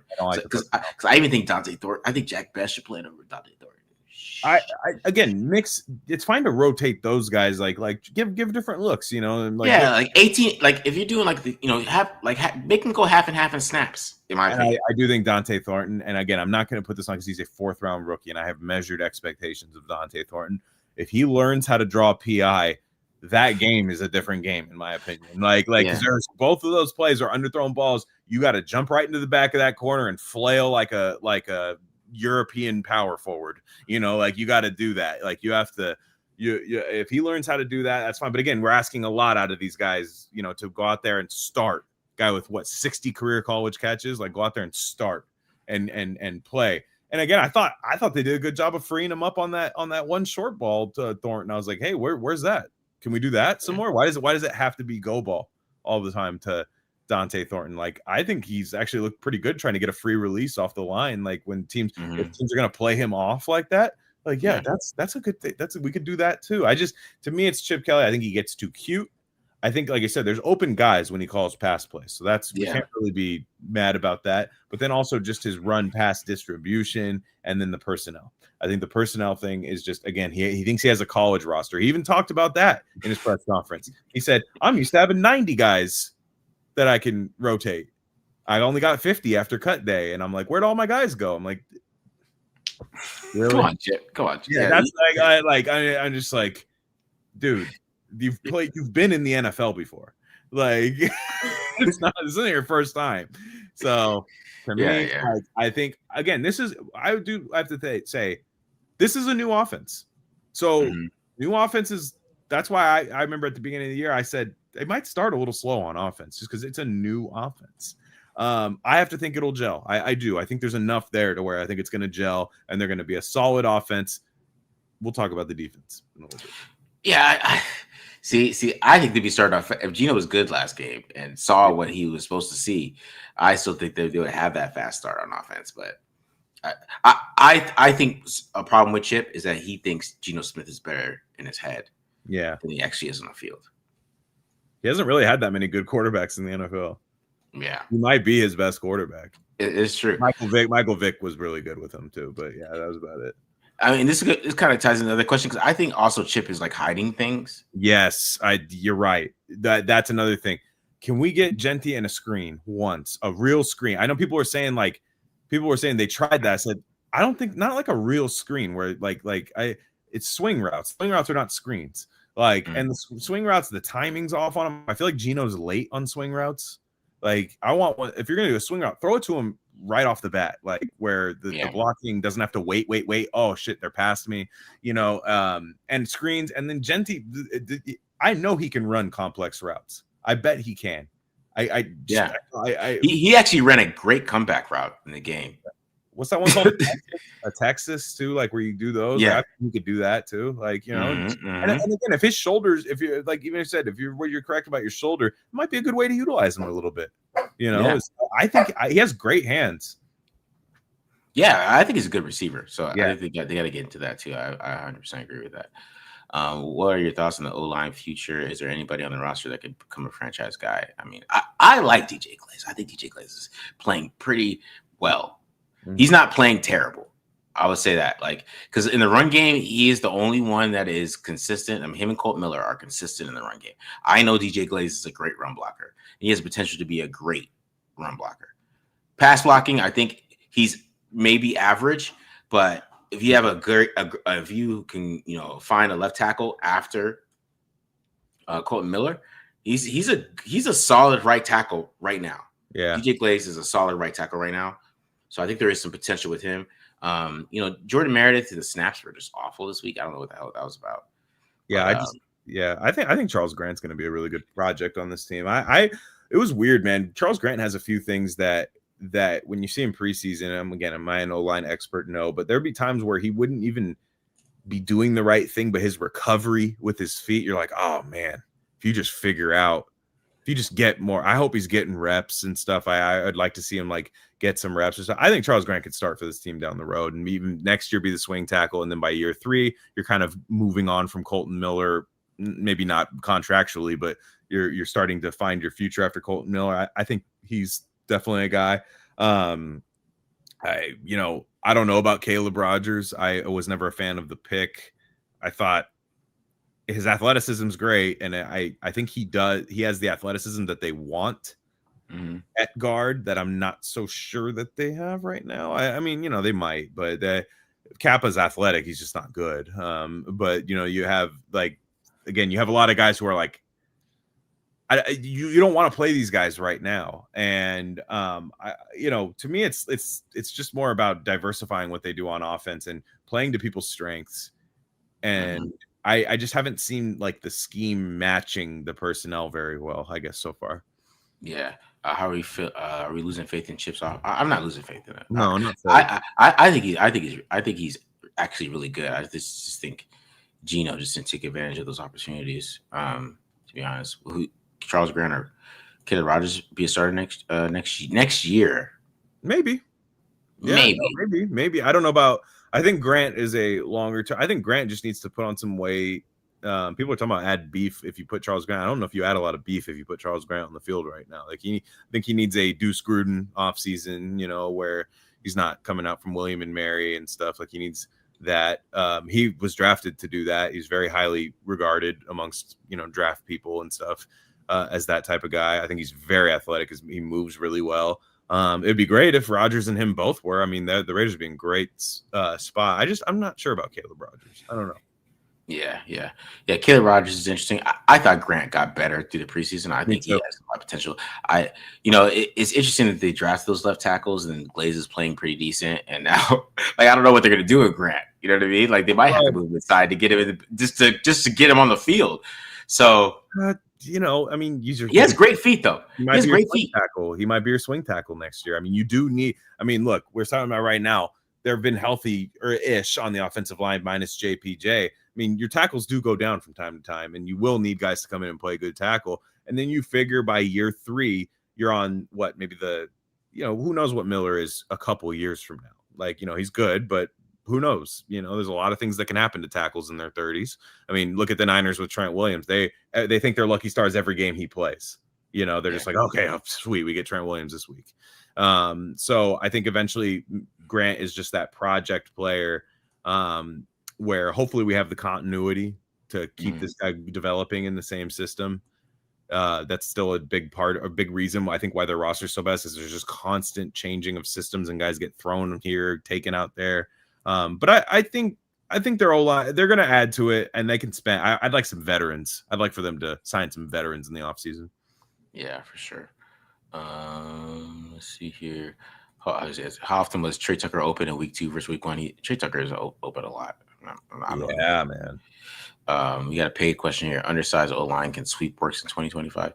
I mean, yeah. I mean, sweeps can work. I think this offensive line, they just got to get it together and make sure they're in the right spots. I think Chip Kelly's probably run game is probably more complex than I think for like offensive lineman in my head. Mm-hmm. So I think they just got to get in their spots that way. That's what I think. That's a good question. Why haven't they run any toss? Like they haven't run like any tosses yet. Like they ran a couple week 1. Did they? Okay. Yeah. It was just Zamir White, so you didn't care. Oh, right, I'm like Genty. I'm not like I kind of been. I mean, one of the best touchdowns of Ashton Genty's college career was in Washington State on that toss that he cut back up through the middle, and oh my gosh, it was like, let's get some of those going. Like get them out. Like it's kind of like a free release for a wide receiver. Like I'd like to see that a little bit. But yeah, is he holding something back? Like I'm just like, dude, we're not Ohio State. We're not national championship contenders. I 100% think he is because you don't know how much he went into the bag when they were down 20-6. Like he went in the bag, and that's what kind of pissed me off about Gino Smith is that Chip Kelly went into the bag. He was like, "Oh fuck it," and he started going to the bag, and he was just giving Geno's a lot of these reads and things that like some plays I've never seen because like one of the plays was like a screen to Genty, but it had like a blocker in front of him, so the cover and they were playing cover 2. So Michael May, so it was Brock Bowers. So the cover 2 corner had to respect it because it's Brock Bowers, but he's just blocking. Yeah. In front of Genty. But then there was Myers on a seam and then Tucker on a wheel. And Tucker's wide open. Yeah. I showed this play. And he just, didn't throw it to him. And he threw the check down to the screen. And I'm like, yo, how did you let that play get ruined? Like that is an awesome design against cover 2 especially because it's Brock Bowers. That corner had to stay there. He's not gonna just throw the ball to Brock Bowers, and then you have him right behind him. And once he saw that play, I was like, "Oh, this dude got some bag. He has a bag that he hasn't shown us." Yeah, no, I'm with you on the pass game. I just like let's get exotic in the run game. Get the offense, get the offensive lineman on the move. Like let's say, like that's to me why I really want screens is because get these offensive linemen moving, confident. Let them knock somebody down. Like let them, it's just this kind of like the run game looks like preseason. I don't know. Yeah. There's a couple creativity in the run game. He had he did an inside zone with Jordan Meredith pulling, and they got 8 yards off it. He's just saying like he's hiding the bag. I'm like, bro, I know you want to hide the bag for week 11, but I don't know if we can make it there. Yeah, is week 11 matter? Week 11 matter? That's what I'm. That's where we're at. He's hiding a bag, bro. Yeah. Hiding a bag. That's exactly. But like to me, it's like bring it out. Like okay, you got a chance to be 2-1 this week. Bring it out against Washington. They have 3 very winnable games coming up, in my opinion. I mean, Indy looks pretty good. Yeah, but it's it's tough. But Chicago very beatable. They've been giving up yards on the ground. Chicago, they've been getting gashed on the ground, and I don't know. Like, just let's have a look. Like, I think it's very important for the Raiders to get off to a fast start. Yeah. And they're 1-1. I mean, that's a lot of people are like, I think a lot of the discourse around the Raiders is like they're 0-2, and they're not. They are 1-1, and they have in my opinion, a winnable game this weekend. Yeah. Let me get to a couple more questions here. So are we not using the quick game to help the O-line? We should. I think they should come out like that. Come out that third. Okay, I'll put it this way: that third quarter drive that took 10 minutes. Let's come out that way. Game. Exactly. That's that. I thought he inverted the game. The game plan was like reversed. That was what pissed me off. Was like, don't come out with the fireworks. Fireworks should be coming out of the half. Exactly. Win a damn coin toss. That's one thing I'm mad about the Raiders. Win a damn coin toss. I'm tired of doing the teams killing us at the end of halves and getting possession. Oh, pisses me off. Yeah. I think Chip is adjusting to the NFL pretty well. So somebody said, do you think Justin Herbert's overrated? I mean, which Justin Herbert are we getting? Like Mr. Runner? I see. Not in week 2. He's not overrated in week 2. That's nobody's ever had a problem with Justin Herbert in week 2. I think Herbert's gonna get hurt because he's running too much, but that's just my personal opinion. I will say he protects himself really well. He throws that ball quick, which again, he has a better O-line than the Raiders, and he gets rid of the ball quicker. Ask yourself that as Raider Nation if you're mad about the O-line. Why does Justin Herbert get rid of the ball when he has Joe Alt and Mekhi Becton and all of these guys? Why is he getting rid of the ball quicker than Gino Smith? All right, so how surprised are you guys with the linebacker play? So this kind of goes into my question that I have here. I didn't put my rundown here in the board, but I'm sorry, guys. But part of the rundown we had here is the defense good? Wait, answer that question, Glenn, while I go pee real quick. Hold up. Yeah, please. Is the defense good? I think the defense is playing average, and I think Raider fans just haven't seen average defense in a long time. Their pass rush is leaving a lot to be desired. We still are looking for that next guy that's not Max Crosby, that's not Kuntz. I'd said it for a while. Kuntz is going to take a little bit of time. I think he's going to have that nice second half of the year, but we want to make sure those second half games matter. I see Jonah Laulu's getting a lot of credit he's got like 3 sacks right now. If you watch them, it's not the most inspiring reel, though they are nice hustle plays. I thought Fotu had a decent game the last game. Flashed a little bit. Tyree, we need to see more. I know Baby Shug's probably loving me saying that right now. We need to see more. I didn't think he had a very good game last game, but the secondary and the linebackers, I mean, look at me. There's nobody's been more critical of the Raiders linebacking core than me. Devin White's been great in 2 games. He's been great. And I think teams that are the Raiders have been tough to run on, and we'll see. Are they playing the best running teams? No, but those are teams that want to run the ball, and they were not able to against the Raiders. The linebackers have been good. I mean, they just have, and I even think Eichenberg played pretty good in that first Patriots game. So they might, God forbid, have a little bit of depth at the position. Safeties, we'll see. The safety play, I think Polomau is a playmaker. I just don't know down to down. He's a very good player, but he's a playmaker. He definitely can take the ball away from another team. What he reminds me of is Michael Huff.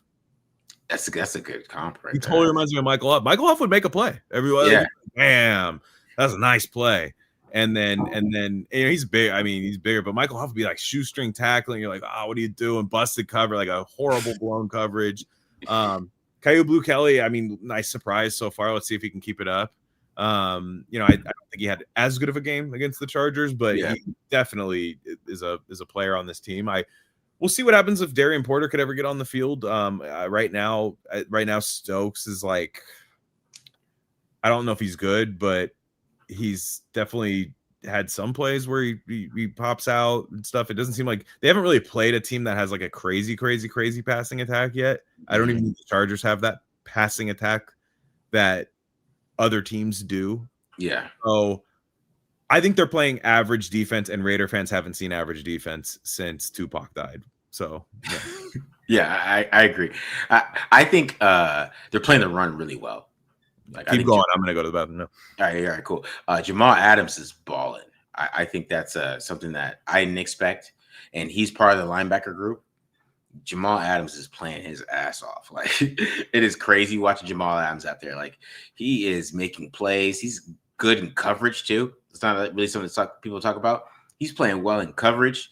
He's basically the slot corner, and I think they should make him the slot corner full time. I think Jamal Adams should be the full-time slot corner and nickel at this point, because they don't put them in the position to play man anyways. So if he's playing zone, he's gonna know he's gonna be in the right spot all the time, playing from the slot. Bron's mouth is saying nah, but you're not watching. He's not a linebacker, guys. He's the slot corner. And BD even said this to me. BD hit me up. He's like Jamal Adams is not a linebacker. He is the slot corner. And I was like, you're right, because if you watch him on film, he's playing in the slot a lot, and he's doing a damn good job, because then you could blitz him from there. He's really good in zone at this point, and yeah, man, he's the most surprising guy. Like he might be the best defensive player on the team right now. Like if you watch him on film, sure, he's clearly the best defensive player on the team right now, and that's crazy. I never would have thought that going into the season. I don't care if you thought if you were. I didn't think he was going to make the team. Yeah, I didn't think he's like one of the. He's like one of the high. He's like the highest graded safety in PFF. You know what I mean? Like he is balling, and it is noticeable on film too, man.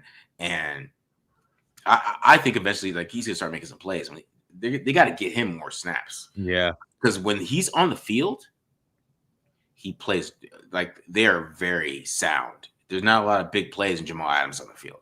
What's his snap? His average snap count? Like 20 to 25. They're using him pretty sparingly. Yeah. I mean, they're like Atlanta Roberts right now.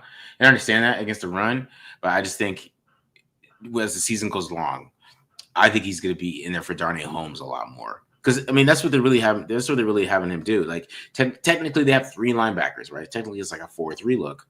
But if Jamal Adams is in the slot, is he really a linebacker? You know what I mean? Right. So it's going to be he's just surprised the hell out of me, and he looks like he did with the Jets, man, and with the Seahawks the first couple of years. Yeah. So he is out there balling, and I think that's been a big difference.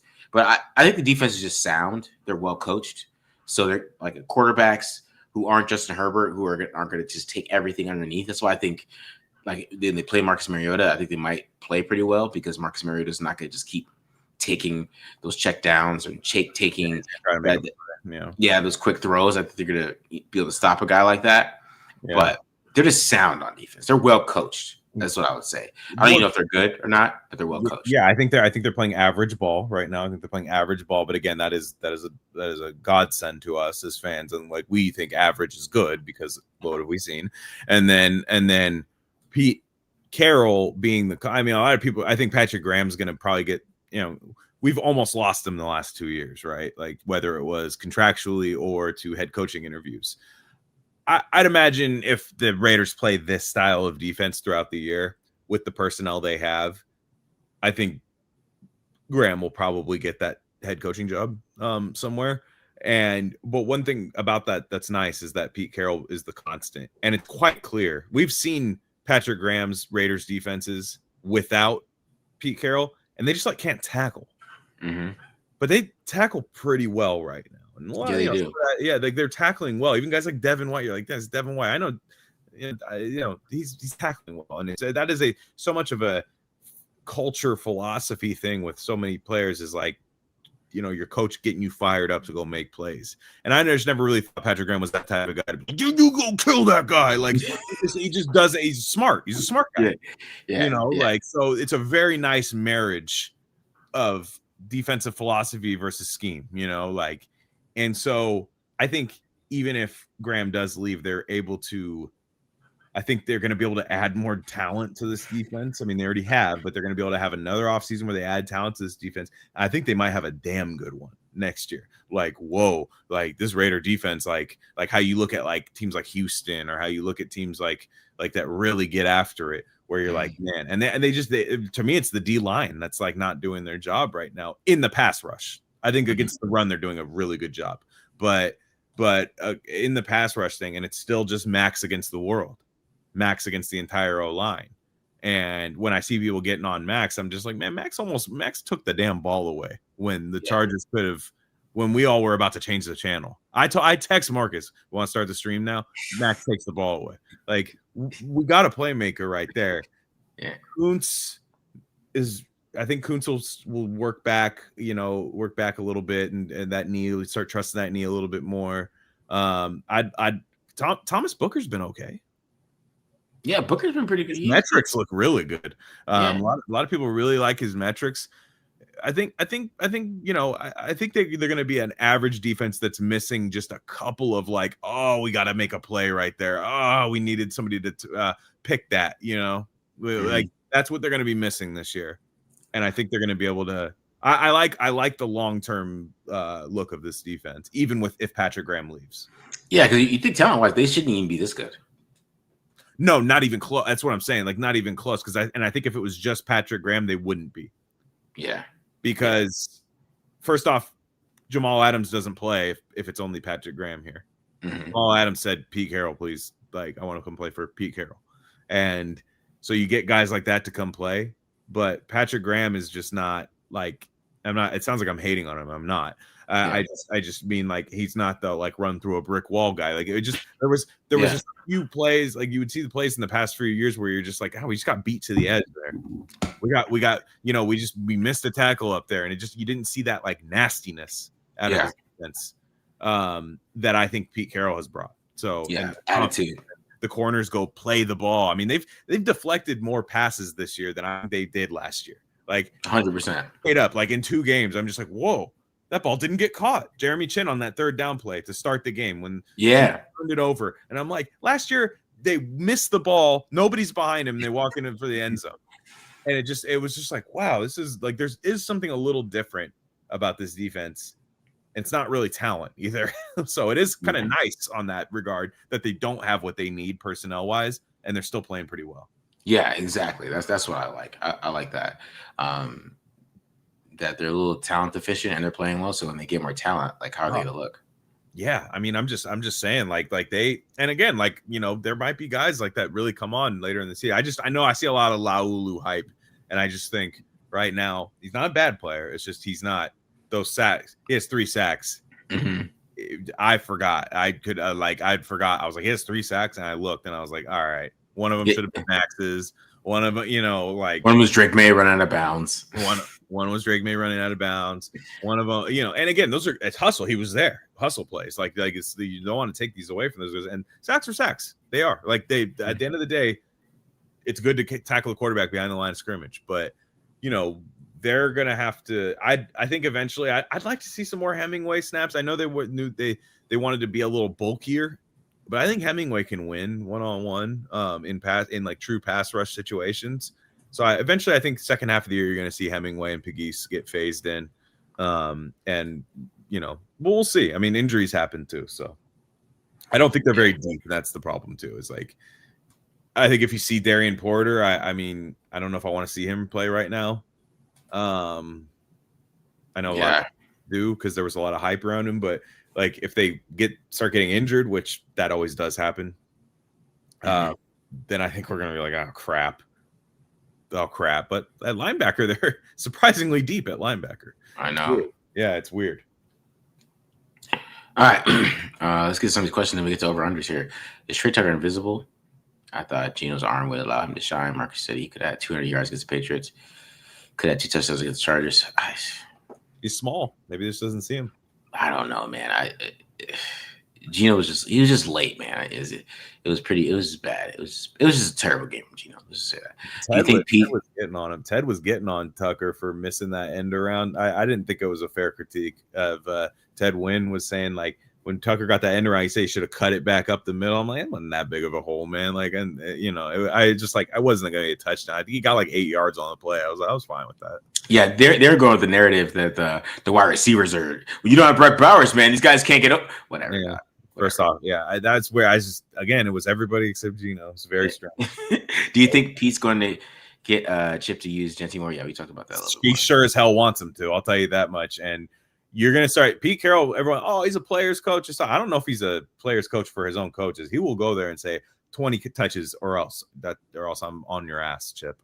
Like, Yeah, is Jordan Merritt better at guard than center? The only thing that Jordan Merritt is doing bad right now is the snaps. He's actually probably the cleanest offensive lineman out of all the guys. So there's really nothing bad to say about him. He had that one bad snap. I mean, he had that one bad play on the -5-yard run to Zamir White, but blocking wise, he has been pretty damn good. So I can't get on really Jordan Merritt. His snaps are terrible though. The snaps are awful. So I can get on about that. That's But fair. I don't know if he see the thing is, like, people asking like, would he be better for us as JPJ be better for us as center? And I'm like, I don't know. From a blocking perspective, no. From a snap perspective, yes. Who do you think the Raiders would play at center if Meredith got hurt? I don't know if I know the answer to that. Parham. You think over JPJ? Like, you think JPJ, there's just no way he would ever play center on this team? Wow. Yeah, you might be.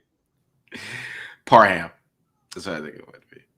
But somebody asked about switching JPJ and Parham, which I think they should do, because Parham sucks on the left side. I don't know how anybody has not realized that. People keep putting him on the left and he sucks, and you put him on the right and he's pretty good. It just blows my mind, because I didn't even realize it until Vinny asked me. Vinny on the radio, he asked me, so do you think there's an issue with him playing left guard? And I was like, he is playing left guard, huh? Like, what are we doing? Put him back at right, put JPJ at left, and I bet the whole offensive line looks a whole lot better. Yeah, 100%. I'm with you. It'd be nice. I mean, like I said, if you're, we'll see. And I think people want all these changes. It's like, you don't want to constantly be shuffling your O-line. Like, you have to have continuity there. Like, you have to let these guys, if this is your unit, you got to roll with it. I mean, unless guys are just absolutely getting their ass kicked, like one guy, and it just seems like run plays are just getting blown up. Like, there's one guy missing something. I'm sure you can pinpoint down to one guy, but like I said, in pass protection, they're keeping Gino upright unless he decides he wants to be a hero, and that's its own battle. People are really getting mad at Brendan Carroll. I'm just like, it's tough for me to say he's bad O-line coach right now. It's tough for me to say that.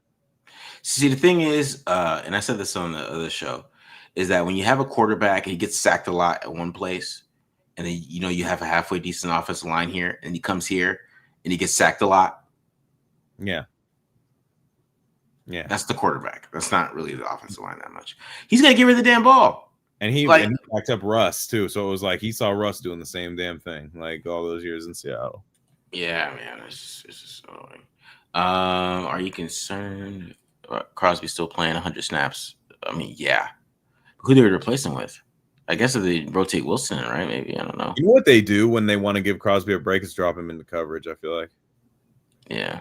I feel like that's how they spell Max Crosby. They're just like, okay, drop him into coverage. Just sit in a zone real fast, Max, which I'm not a big fan of. Yeah. So we got 3 Jamal Adams questions. Are they trying to keep Jamal Adams' health for snap counts? I mean, if he's playing well at slot cornerback, how good might things be with Lonnie Johnson back? And is he playing the Derwin James role? Now, he's not playing the Derwin James role, really. Mm-hmm. I wouldn't say that. But I would say that he is playing more slot corner. But this might be a thing where they're trying to keep his health with snap counts, but I think they just like Lennon Roberts, to be honest. And Jermaine Pratt's playing pretty damn well too. He is. No, I mean, the linebackers, it's really tough to see a linebacker playing poorly on this team. Like, it's just really tough to pinpoint that, which is hey, that's it's not something I saw coming, and it's a very pleasant surprise. But I just wonder, man, Lonnie Johnson. I mean, I forgot about Lonnie Johnson. I mean, they did seem to really think he was going to be a big part of this team, which will be kind of interesting because they didn't. Yeah. When did they sign Jamal Adams? Did they sign him after Lonnie Johnson got hurt? After, yeah. That's weird. No, I think it was, yeah.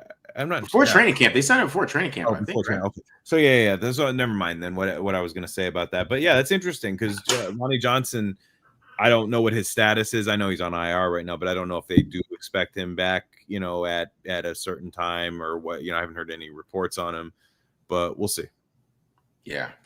Why do we have beef with Ted Wynn? I don't have beef with Ted Wynn. I don't know. He ain't got a beef with him. I saw that question. That's cool. Yeah, I like Ted.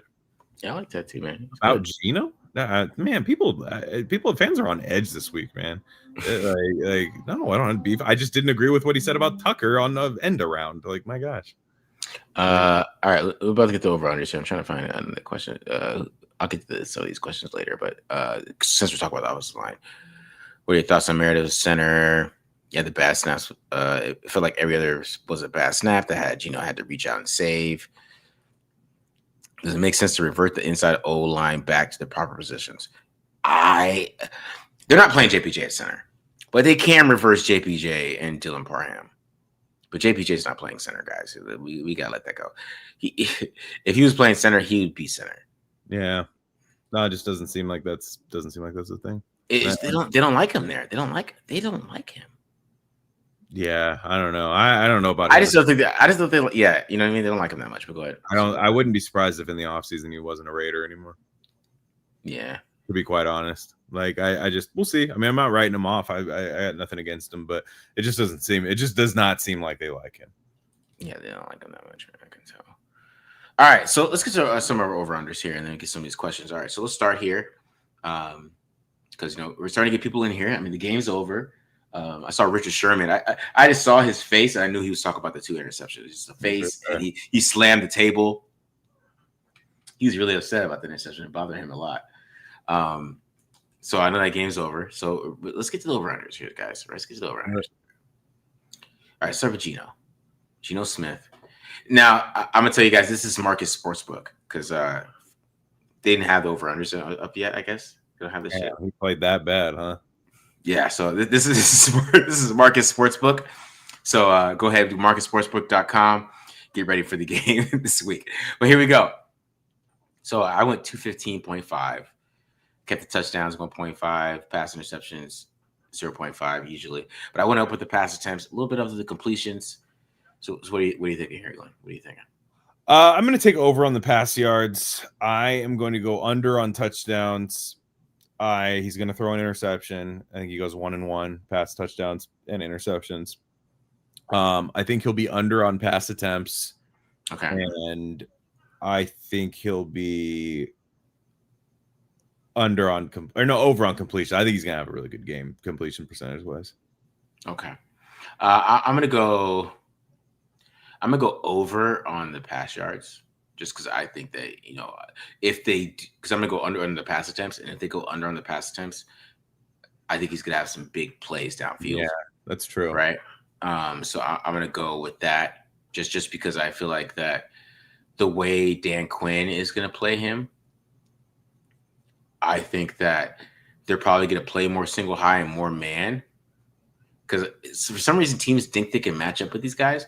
But it's not really working, in my opinion. Because when the teams play man, they always get beat. But I still think teams feel like they can match up.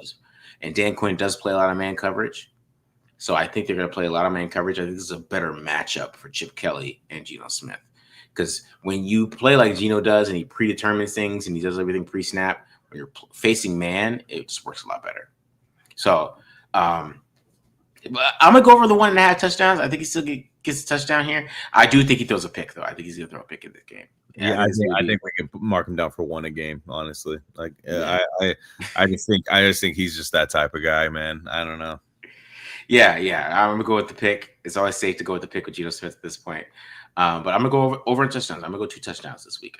I think they're gonna try to get the bootleg game going in the red zone a little bit. So I do think that we're gonna go there with that one. All right. Ashton Genty. This is Marcus Sportsbook here. I thought about going lower here. I did with the yards. The anytime touchdown is actually on DraftKings. So that's not me. 105. Yeah. So the 105, but the 55.5 and the 18.5 for receiving yards and the 1.5. I'm gonna go over on everything. Including the anytime touchdown. I think this will be the Genty. Welcome, welcome to the NFL, guys. Like, we got Ashton Genty. He has arrived. I think he's gonna have his first 100-yard game. I think Pete's gonna. Okay. I think behind the scenes we're gonna find out Pete or maybe not find out, but we're just going to see that Pete said, run this damn kid. Okay. Like, you know, and I think they're going to throw to him a lot. I think they're the whole week of practice is going to be like, get the ball out of your hand, Gino. And I think Genty's going to make some big plays. And I like the anytime touchdown. That was kind of why I wish Thornton was able to draw some PIs down there, is because I think that could have got a Genty touchdown last week too. And I think it's going to be his game. I just got a feeling, gut feeling, nothing else. Fans are down on him. Like around the league, people seem down on him, and I think he looked like he was ready to. Like Louis Riddick on the broadcast last week, there was like one time where he was like, "Oh man, he's almost there," like to like break one, and then they take him off the field. You know, and I was like, "Oh, okay." So he's got to start over again when he comes back in, and you know, this is part of getting used to the NFL, I guess. But he's gonna go off, I think. Yeah, I think he's definitely having more than 55 yards. I would say that, but I try to go with like what because he hasn't had that over what. He hasn't hit probably their over that they have for him at this point. Mm-hmm. So I try to get the average, but I do think he hits this. I think he gets over it this week. Receiving yards, I'm going to go under just because he hasn't had any receiving yards. And maybe they switch it up because you know, somebody asked a question about Chip Kelly and if you add more to the offense. I'm telling you, the second half, man, he went in his bag. Like he was doing everything he could to help Gino Smith, and he just couldn't get it done. So I do think they find a way to get him the rush yards, but maybe the receptions come too, man. Maybe they run some wheels with him, but I'm going to take that anytime touchdown too. I'm going to take that. Just one thing they didn't do in the red zone this week was run the damn ball in the red zone, which is stupid. Yeah, which they scored on their first play, that Patriots game, when they scored on that Genty run, which was really impressive, that touchdown. And when that happened, I was like, man, it was so nice to just score on first down and not have to get to like third down in the red zone, you know?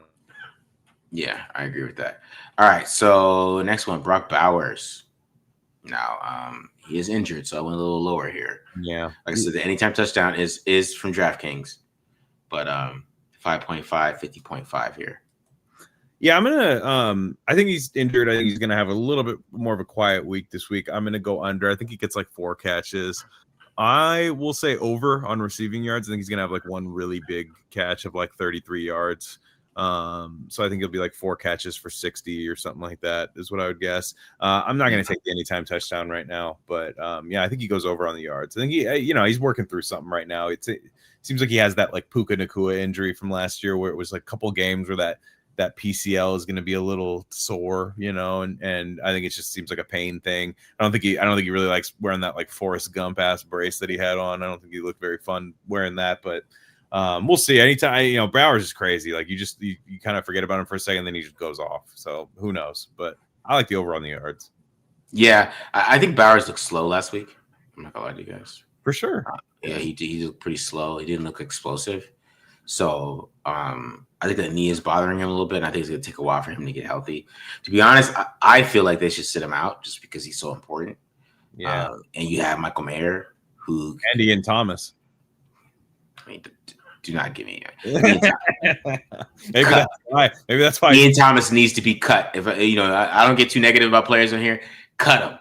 I would have cut him already, to be honest. Cut. Yeah. Like if you can't block, why are you here? You know what I mean? It's like, why are you on this team if you can't block? That's every time I watch him, that's what I think. You shouldn't be on this team if you can't block, bro. A third tight end is supposed to be the blocker. Yeah. You're supposed to be like Lee Smith. Yeah, Lee Smith. There you go. Yeah. What the hell? Why are you on this team if you can't block, bro? get off this team. We could go get somebody else that can block. I'm sure I could find some tight end that played. Man, yeah, trips me the fuck out that he's still on this team. Like I just, what are you doing here? If you can't block, I don't want you here. You need to go away. You know what I mean? Yeah. Anyways, yeah, maybe that's why they can't. Maybe you're right, Glenn, because maybe that's why they can't not play Brock Bowers. Yeah, they got to play Ian Thomas. So, it's just disgusting. All right, Corey Myers. And are these your lines as well? These are my lines. Like I thought about going 6 with him, but I was like, okay. I'm gonna take the under. I think he gets 5 catches. I'm gonna take his anytime touchdown. I love those odds. I think he's gonna get one this week. I think he's gonna be slightly over on receiving yards, though I probably wouldn't touch it. But I think he's gonna be 5 catches for like 60, 65 yards. But he's been really good, man. I mean, he's been really good. I said I wouldn't pay him, but I think he's definitely shown himself as wide receiver 1 on this team. I like what he does after the catch. I think that's his most underrated part of his game. And he's been really good. It's tough for me to fade him, you know? Yeah. I think he's still going to be the main receiver in this game, so I'm going to go the over the receiving and the yards, and I'm going to take the anytime touchdown too. I just think they're going to get some passing touchdowns this week. So I'm going to go with Myers here, over on everything, over, anytime touchdown. I think he just has a big week because, I was looking at the stats for their EPA. Washington's not that bad. They're good in passing. I mean, they're decent in passing EPA. They're decent at running EPA, so they're not bad. But I still think that they're probably going to try to put Lattimore on him, right? But I think Chip does a good job moving him around, right, and finding different ways to get in the ball. So I think he's a good player, man. He is. He's a pretty good player at this point. All right, game line. Yeah, Washington's favored by 3.5. Not a bad idea if you think Jaden Daniels is not going to play. I think it's a good idea to take the Raiders now, because if you're telling me Mariota favored by 3.5 against the Raiders, I'd be like, yeah, I would take the Raiders. I think they're definitely going to cover. I think they're going to win this game. I think one thing about having Pete Carroll is I think the losing's not contagious when it happens. Yeah. Like, which you really can't say about a lot of Raiders coaches, like, of my lifetime, to be quite honest. It's like, with Gruden, it was like, we won 3 in a row, man, we're balling, and then they would lose 3 in a row. Like, it was just like, it really just felt like emotional. Like, the team was so emotional, and it would come out, whatever they were feeling would come out. And I think Pete Carroll's very good at, like, we sucked at this last week, fix it, and because I believe in you so much. I think they're gonna come out and beat Washington. I think they're gonna play well this week. I think on both sides of the ball. I'm feeling it, man. Like, I'm not down on this team. I think they had a really bad game from their quarterback, and I think they put a lot on the quarterback. Like you said, I think they decided we're gonna let Gino win this game, and I think they're gonna realize right now it's like, you actually do have some talent. You have some blue chip players on this roster. Lean on them. It's a stars league. And they're going to win this game. I like the under, though. I think it's going to be very similar to the Patriots game. Yeah, I think so too. I like the Raiders in this game too. I do. Even with Jaden Daniels playing, I like the Raiders in this game because I agree. My opinion does not change either way. Yeah, because I think the Raiders can do enough on offense, and I think they're just so sound on defense that like, is the quarterback patient enough, like Justin Herbert, to pick them apart? And that's what they are what I would say. That's how they're playing defense. If you're not a patient quarterback, and especially if they play Marcus Mariota, if you're not a patient quarterback, you're not going to get it done against these guys. And you have to be like Justin Herbert, because Drake May couldn't do it. Drake May came out against the Dolphins. He looked pretty damn good the next week. He didn't look that good against the Raiders, right? Because he had to be patient. He really did. You're right. Right? And that's what it's about. You gotta be a really good quarterback to really chop these guys up. And I think that's going to be the issue for Washington, especially if Jaden Daniels he can't run or anything like that. I think, forcing those checkdowns, and especially if they keep tackling well, I think they'll be fine. So, yeah, I agree with that, man. It's funny. Like, I thought they would beat the Chargers when we did our schedule thing, and then lose to the Commanders, but I think it might be the opposite now. Yeah, no, I for sure. I was feeling confident going into the game last week, and like I said, I still feel confident because I thought they played pretty blow for blow with the Chargers. They just had some crippling mistakes from their quarterback. Like, that was like, you can talk about what things you don't like about the team, but in a certain game, it really only comes down to a few plays a lot of times, and they just didn't. To be honest, they made more mistakes than even I thought the defense could handle. And the defense just kept staying in it. So I'm very confident on that front. And Pete Carroll's really good at traveling to the East Coast. I remember he said that. He's like, hey, I have a system of he didn't say what his system was, but he was like, I have a system of getting guys when we travel to the East Coast. This is how we do it, and I'm not deviating from that, and we have a good record doing that. So he obviously has some way of keeping people fresh and playing in these stadiums and stuff. And Washington, I think they've played okay, but I think they're going to have to pass a lot. I think McLaurin is still not, like, he hasn't really woke up yet. So they're really going to have to make sure they stop him. Like Noah Brown dropped a bunch of balls against Green Bay. Like they've been playing sloppy too. So if you're catching them in a sloppy kind of mode right now, then I think this is a perfect team to come beat them, because I think the Raiders are actually playing pretty disciplined football. Again, besides the mistakes by Gino last game, I think they're playing disciplined football, and I think that's the way you beat this team. Yeah, for sure, man. All right, let's get some of these questions here. Looks like I have to chip open the playbook a bit moving forward. I think so. I think we're going to see newer plays every single week. I hope so. But I'd also like to see him just dumb it down a little bit and just be like, hey, Genty's good at this, let's do this. Yeah. So-and-so's good at this, let's do this. Like, and just stop worrying about like I feel like he wants to make his defensive coordinator throw the headset that he's going up against more than like just being like his own players just executing it well. You know what I mean? Like, and I just you realize you're back in the NFL. Everybody's good. Do the things that the players are good at. Yeah, I agree. What do you think they don't like about JPJ being there? A lot. I don't think they like his pre-snap stuff. I don't think they like his attitude. I don't think they like his attitude. I don't think they think he takes his job seriously enough, and I don't think they think he's a leader. Yeah, 100%. I agree with that. And again, these are not my opinions of JPJ, but it's just they had so many opportunities. It was one of the number one questions, and they just never really said, "Oh, Jackson Power's an amazing leader." They never said that once. So, what did you think of Gino's presser? Yeah, he said he's not like a burn the tape guy. He's a like watch the tape over and over again kind of guy. Like when you have a bad game. It seems like he knows he screwed up. I mean, it's tough for a guy in year 10 to say like, "Oh yeah, I played well." I'm not like, he knows. My question is, do you adjust anything of it, or do you just say like, "Nah, we can still kill him down the field. I just got to do this." When really it's like, "Nah, man, like you got chain movers." And I'd like to see Jack Besh get phased in a little bit, and like, because I think when Thornton's on the field, I think he's like that big ass dude, like I hit him on DK Metcalf, I can hit him down the field, and I'm just like, I'd like to see some plays where Besh gets on the field and forces them to play that way, a little bit. So we'll see.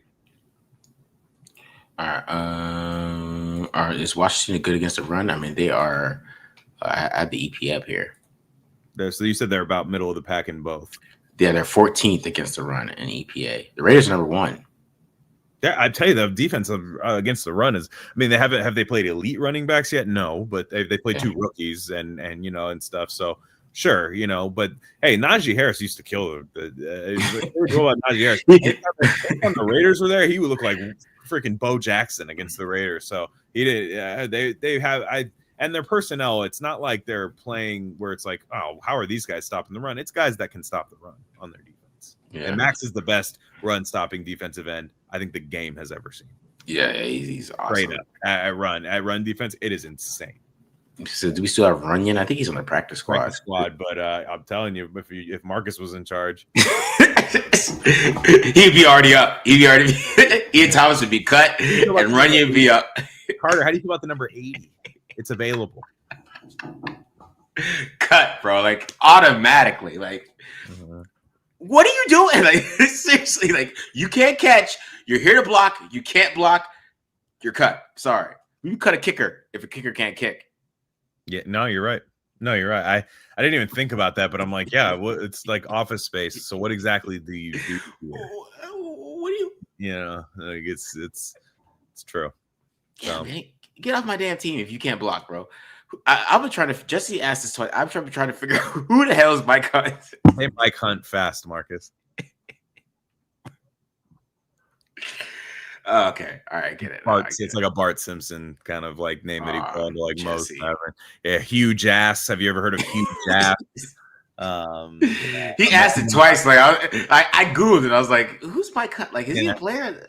Amanda Hug and Kiss. Yeah. It's one of those names. Yeah. That's pretty good. He might have Anita Wood. Yeah, he got me. all of those. Yeah, just like Good one, Jesse. I appreciate it. That was good. I laughed. All right. Why aren't they using Genty in the screen game? People are bad. Yeah, it sounds like me. It sounds like I typed that in there. I agree. Use it. Use them. Yeah. Unleash it. First play of the game. Give us a screen pass. First play of the game. Do it. All right. We got some little playoff. I did add some NFL here. I did have some NFL games here. Yeah, good. Nice. So, yeah. Jag. I think you're breaking up a little bit, Glen. Yeah. Okay. Am I back now? Yeah, you're good. Okay. Yeah. Jaguars are favored -1.5. The Texans all day. They bad football. Their offensive line's terrible. Jacksonville's going to be able to play the other teams. They played the Rams and the Buccaneers, who are tough up front. Jacksonville tough up front, in my opinion.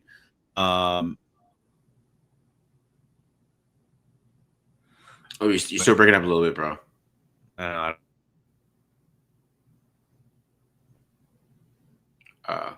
good.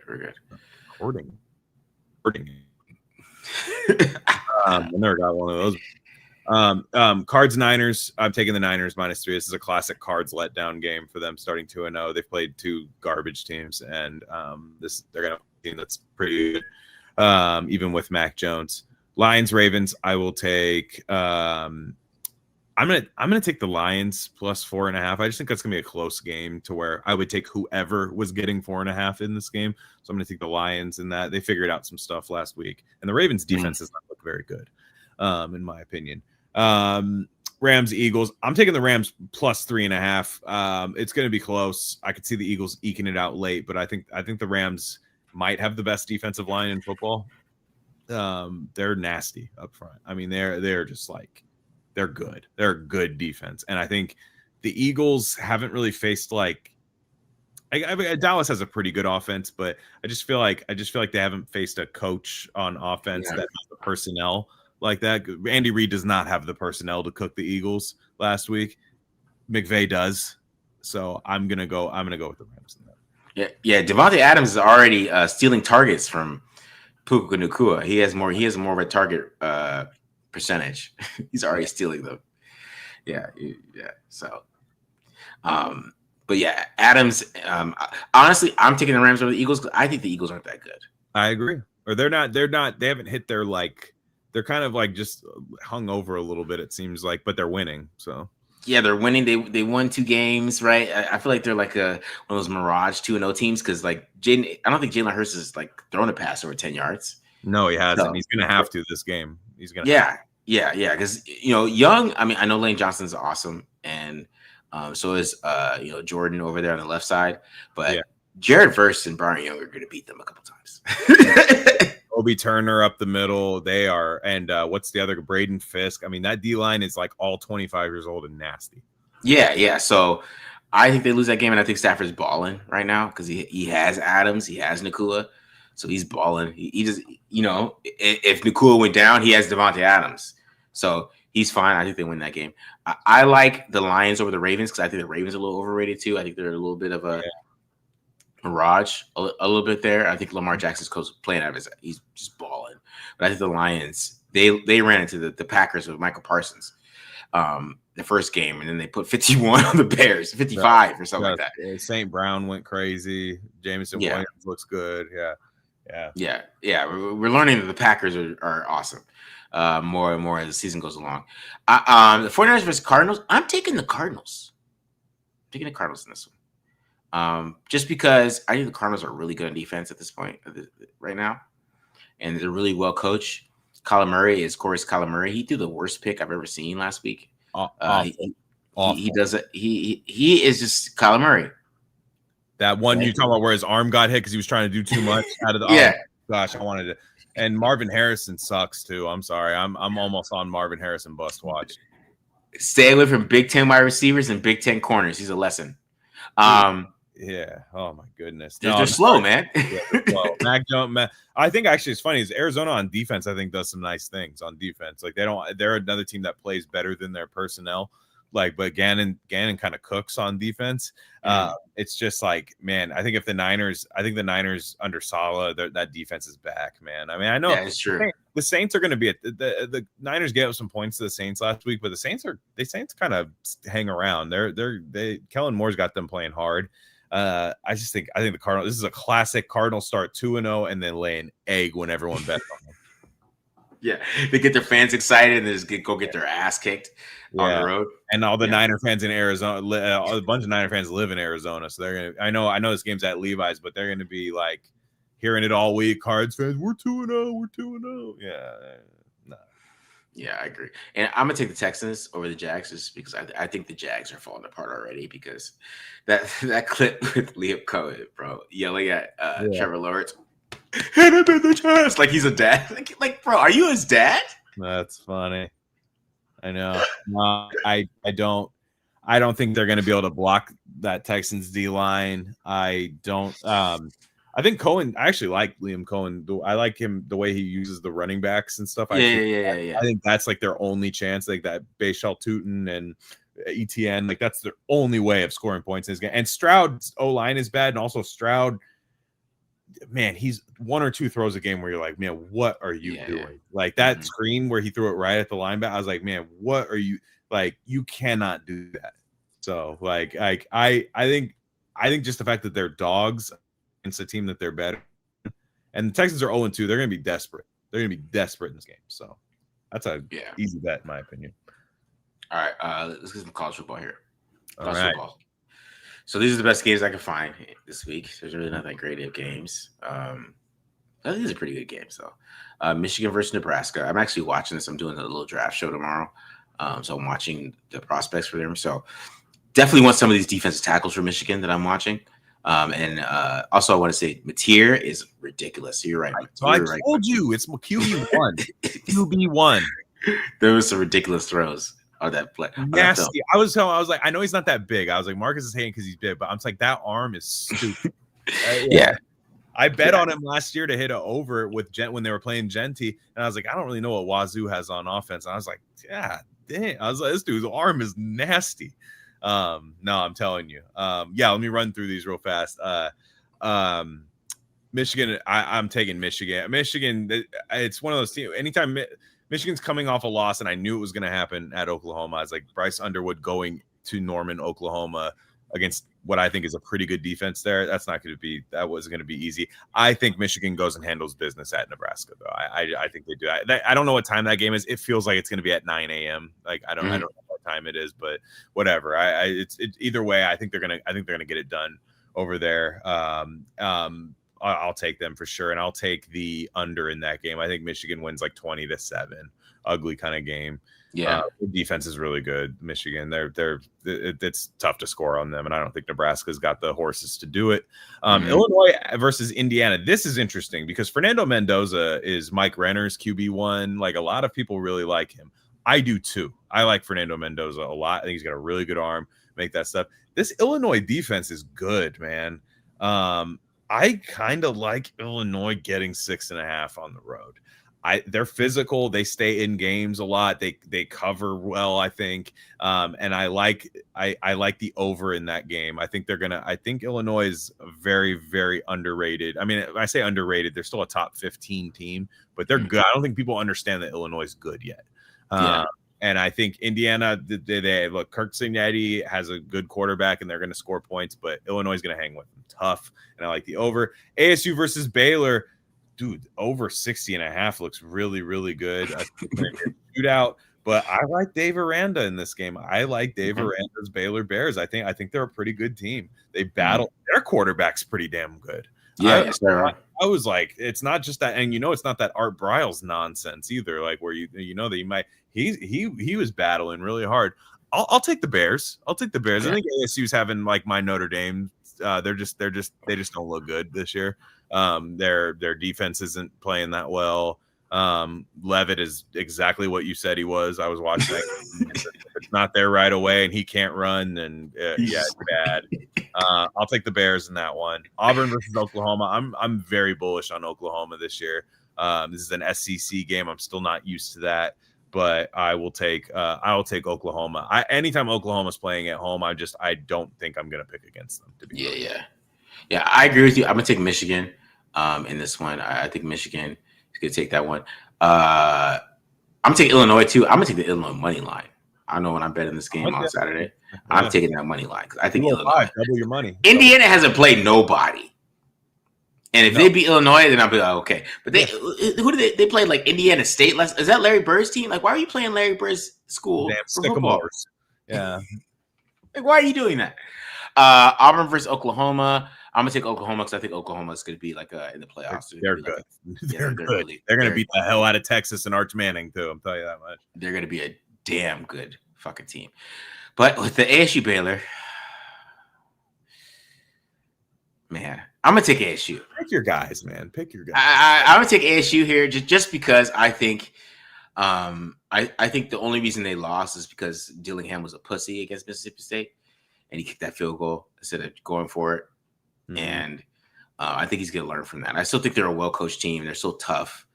Levitt still annoys the hell out of me, and he's always gonna annoy the hell out of me. I saw people calling him QB1 before the season started. I'm like, bro, like, come on, doc. Are you guys really watching film here? Because you guys, what are we talking about?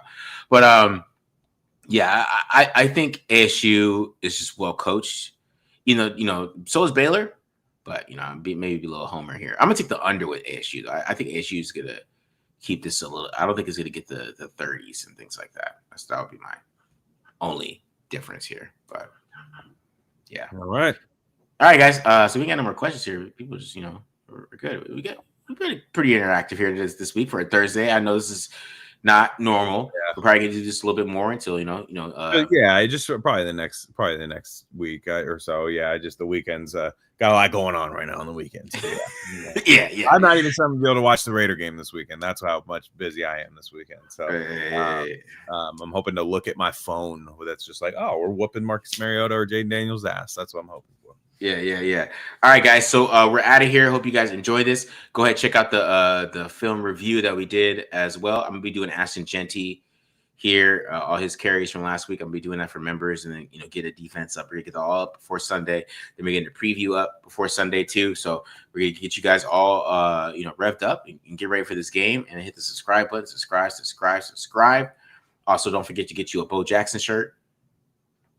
Support the channel, get your Bo Jackson shirt or the Max Crosby NFL Blitz shirt. So make sure you guys get those, and you can get a jacket too. I mean, we're getting closer to fall time. It might get a little. I don't know where you're at, but if you're in the West Coast, it's gonna be. If you're in Arizona, it's still hot as fuck. It's still 105. But yeah, it was nice last week. I had to slide through real fast to just see my grandparents who lived out there real fast, and it was like 96, and I was like, oh, and it was like they were like bundling up. It was like, yeah. Yeah, 96, man. We got sweaters on, bro, inside the house. Yeah.